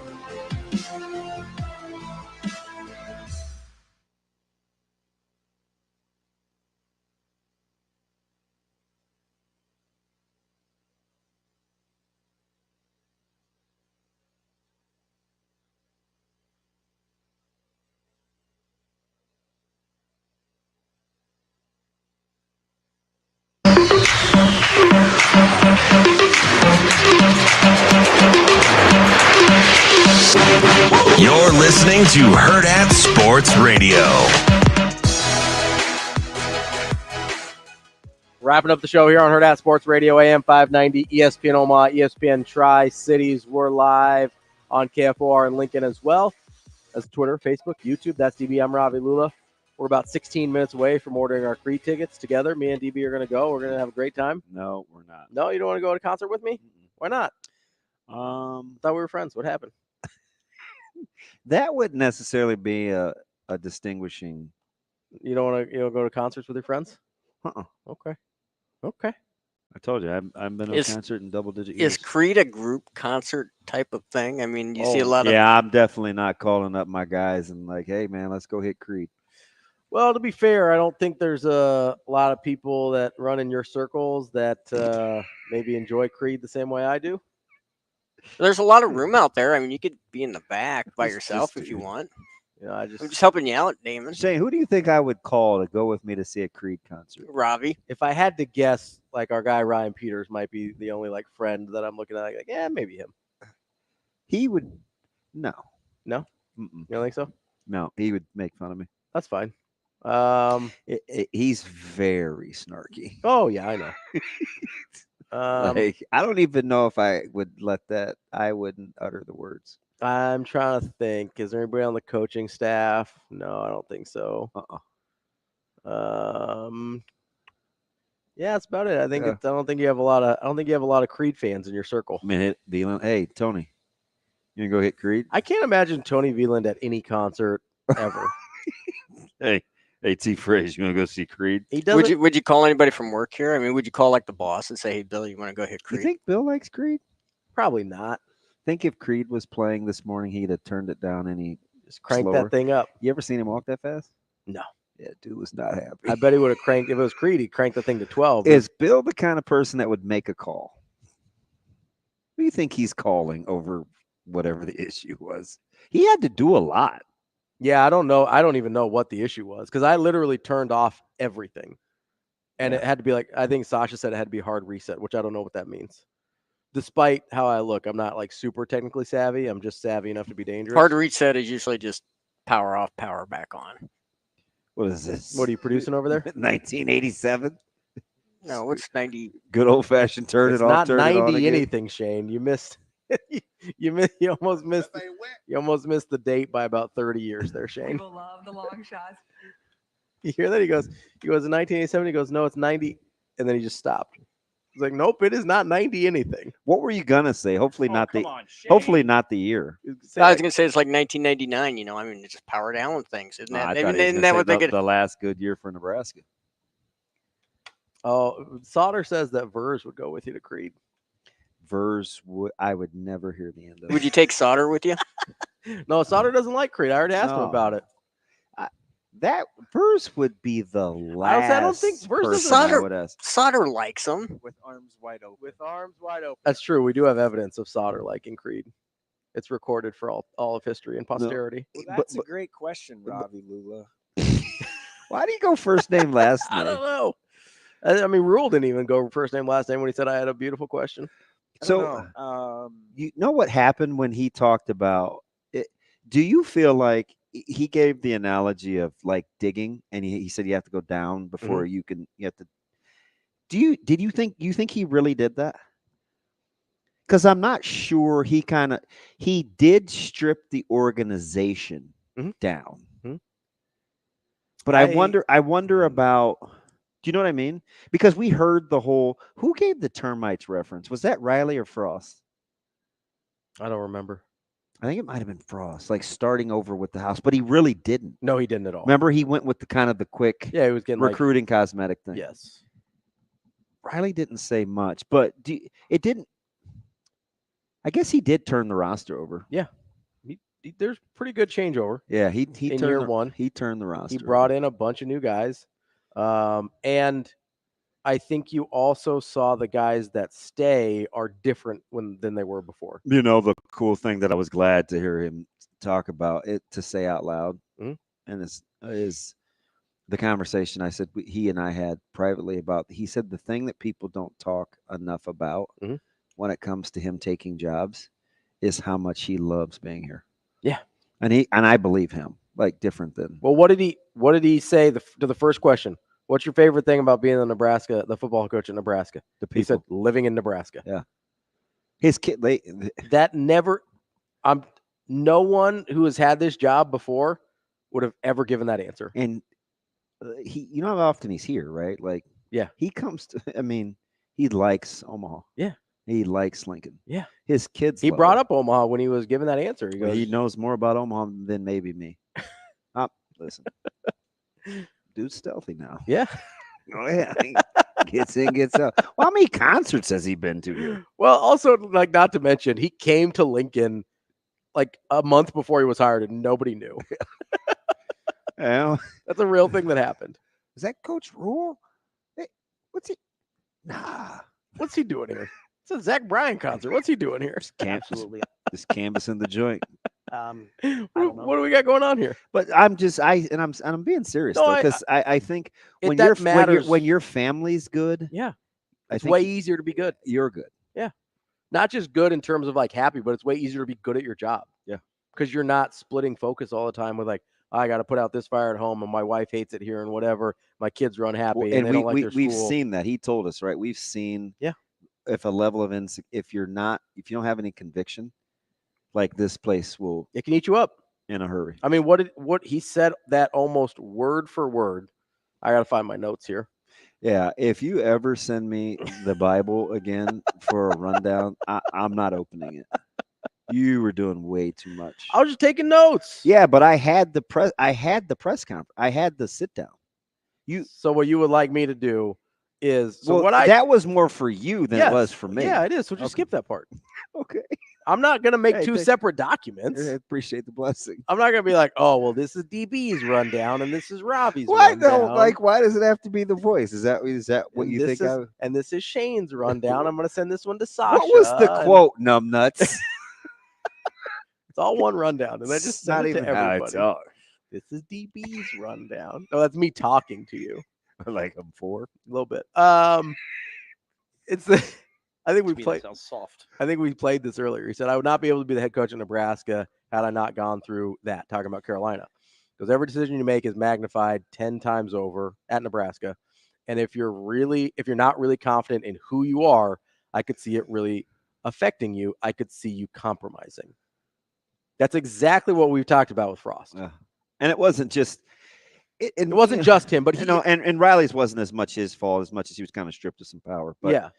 Like you can't. But you've said, I don't know if he's admitted this publicly or not, but Frost has said if he had gone back and gotten it, he wouldn't have compromised early to try and win. Yeah, that was the thing that it seemed like he regretted the most. Yeah, 100%. Which is fair because it did feel like he compromised. And that is also one of the reasons why I felt like. But I also get the pressure. He could get. Yeah, I also get the pressure. Look how guys look when they leave here. Mm-hmm. It's like when you're, it's any like a CEO or high stress job, and you go in and you're all bright-eyed and you got, still got dark hair, and you leave and you got like bags under your eyes, you got gray hair. And it's funny too, because I think one of the things that he said early on, it was on a Sunday when I went up there with Adam, he's he said one of the things that was really, really important to him, he's like, look, man, I got to be me. Mm-hmm. Like I can't be anybody else. I don't care if I'm in public, if I'm not in public. Yeah. I'm not gonna compromise just to make other people happy or to do it this way. Like, yeah, I'm going to be who I want to be. But you know what you have to be in order to do that? Incredibly secure in who you are. Yeah. So if I want to go out and have a soda, I'm gonna have a soda. If I want to gotta go out and have to a eat. beer, I want to have a beer. Yeah, If I want to go out to to eat eat with my family, I'm going out to it's eat. like you're gonna find us. You're gonna see us. You're gonna see us out there, right? And that's been true. He is, and I do think having that peace of mind is like lowered the stress level. Yeah. Right. You want to go to Omaha and eat at the 15 restaurants you like? Come on down. Let's go for it. You like school here? Come on down. Absolutely. But you have to be incredibly secure in who you are as a person in order to operate that way. You know how much you and have not to, everyone is. Do you know how much you have to like a city to want your parents to be here? A lot. A lot. Yeah. Especially when you got a lot of options on where you can move. 100%. It's not like there is really a financial limitation there. Oh, man. But, stop. He likes it here. It's okay to say out loud. Yeah. We're like hedging, though. We're hedging our feelings is what we're doing. Because we're afraid. You're talking about when people say that? Yes. Yeah. Because we're afraid that he's going to pull a Trev or whatever. That guy's on a bad run. And be, yes. I still don't believe Schlossnagle, though. I don't either. I mean, he's totally scapegoating. 100%. Yeah, because he stepped in it. And now he's trying to reshape what happened. Yeah. All right. Yeah. Okay. Cool. That's fine. But I could definitely see Trev saying, yeah, if you're that miserable. Yeah. Right. I think like maybe that conversation happened, but not in a vacuum. I completely agree with that. You know what I mean? Like that's not that. It wasn't like he just came up to him random one day and be like, hey, if this isn't for you, maybe you should just go. Especially when you're talking to their AD every day. It's okay to go. Just go ahead and move. We needed to do something. Like that conversation doesn't happen in a vacuum, right? I don't know the context of what happens. Maybe it makes Trev look better. Maybe it makes Trev look worse. I don't know. I guarantee you're not believing that one-sided. I guarantee it didn't happen in a vacuum. I agree. That is not an isolated. Like there's context to that we don't have. And who knows? Maybe it makes Trev look worse. Sometimes you like context. Sometimes you don't. I always like it. I just don't always use it. Depends on if I need it or not. I like to accomplish my goals. At least you're honest. Sometimes context is useful. Sometimes it's not. The countdown is on. 5 minutes for your tickets. I'm so excited. I'm getting logged in. I'm ready to go. Might be the strangest obsession I've seen in quite some Getting time. some Creed. Let's go. Let's do it. I don't help you just pick your seats. And not like Michael B. Jordan. It's stir, so I don't think it's seats. I think it's like open. Oh, even I worse. think. Listen, I'm not excited about it necessarily. I'd like to have a seat, but I'm going. It's better than driving 4 hours to go see him, right? Which was my next option. That's DB. I'm Ravi Lulla, Hurrdat Sports Radio. See you. Have a good day. Love you.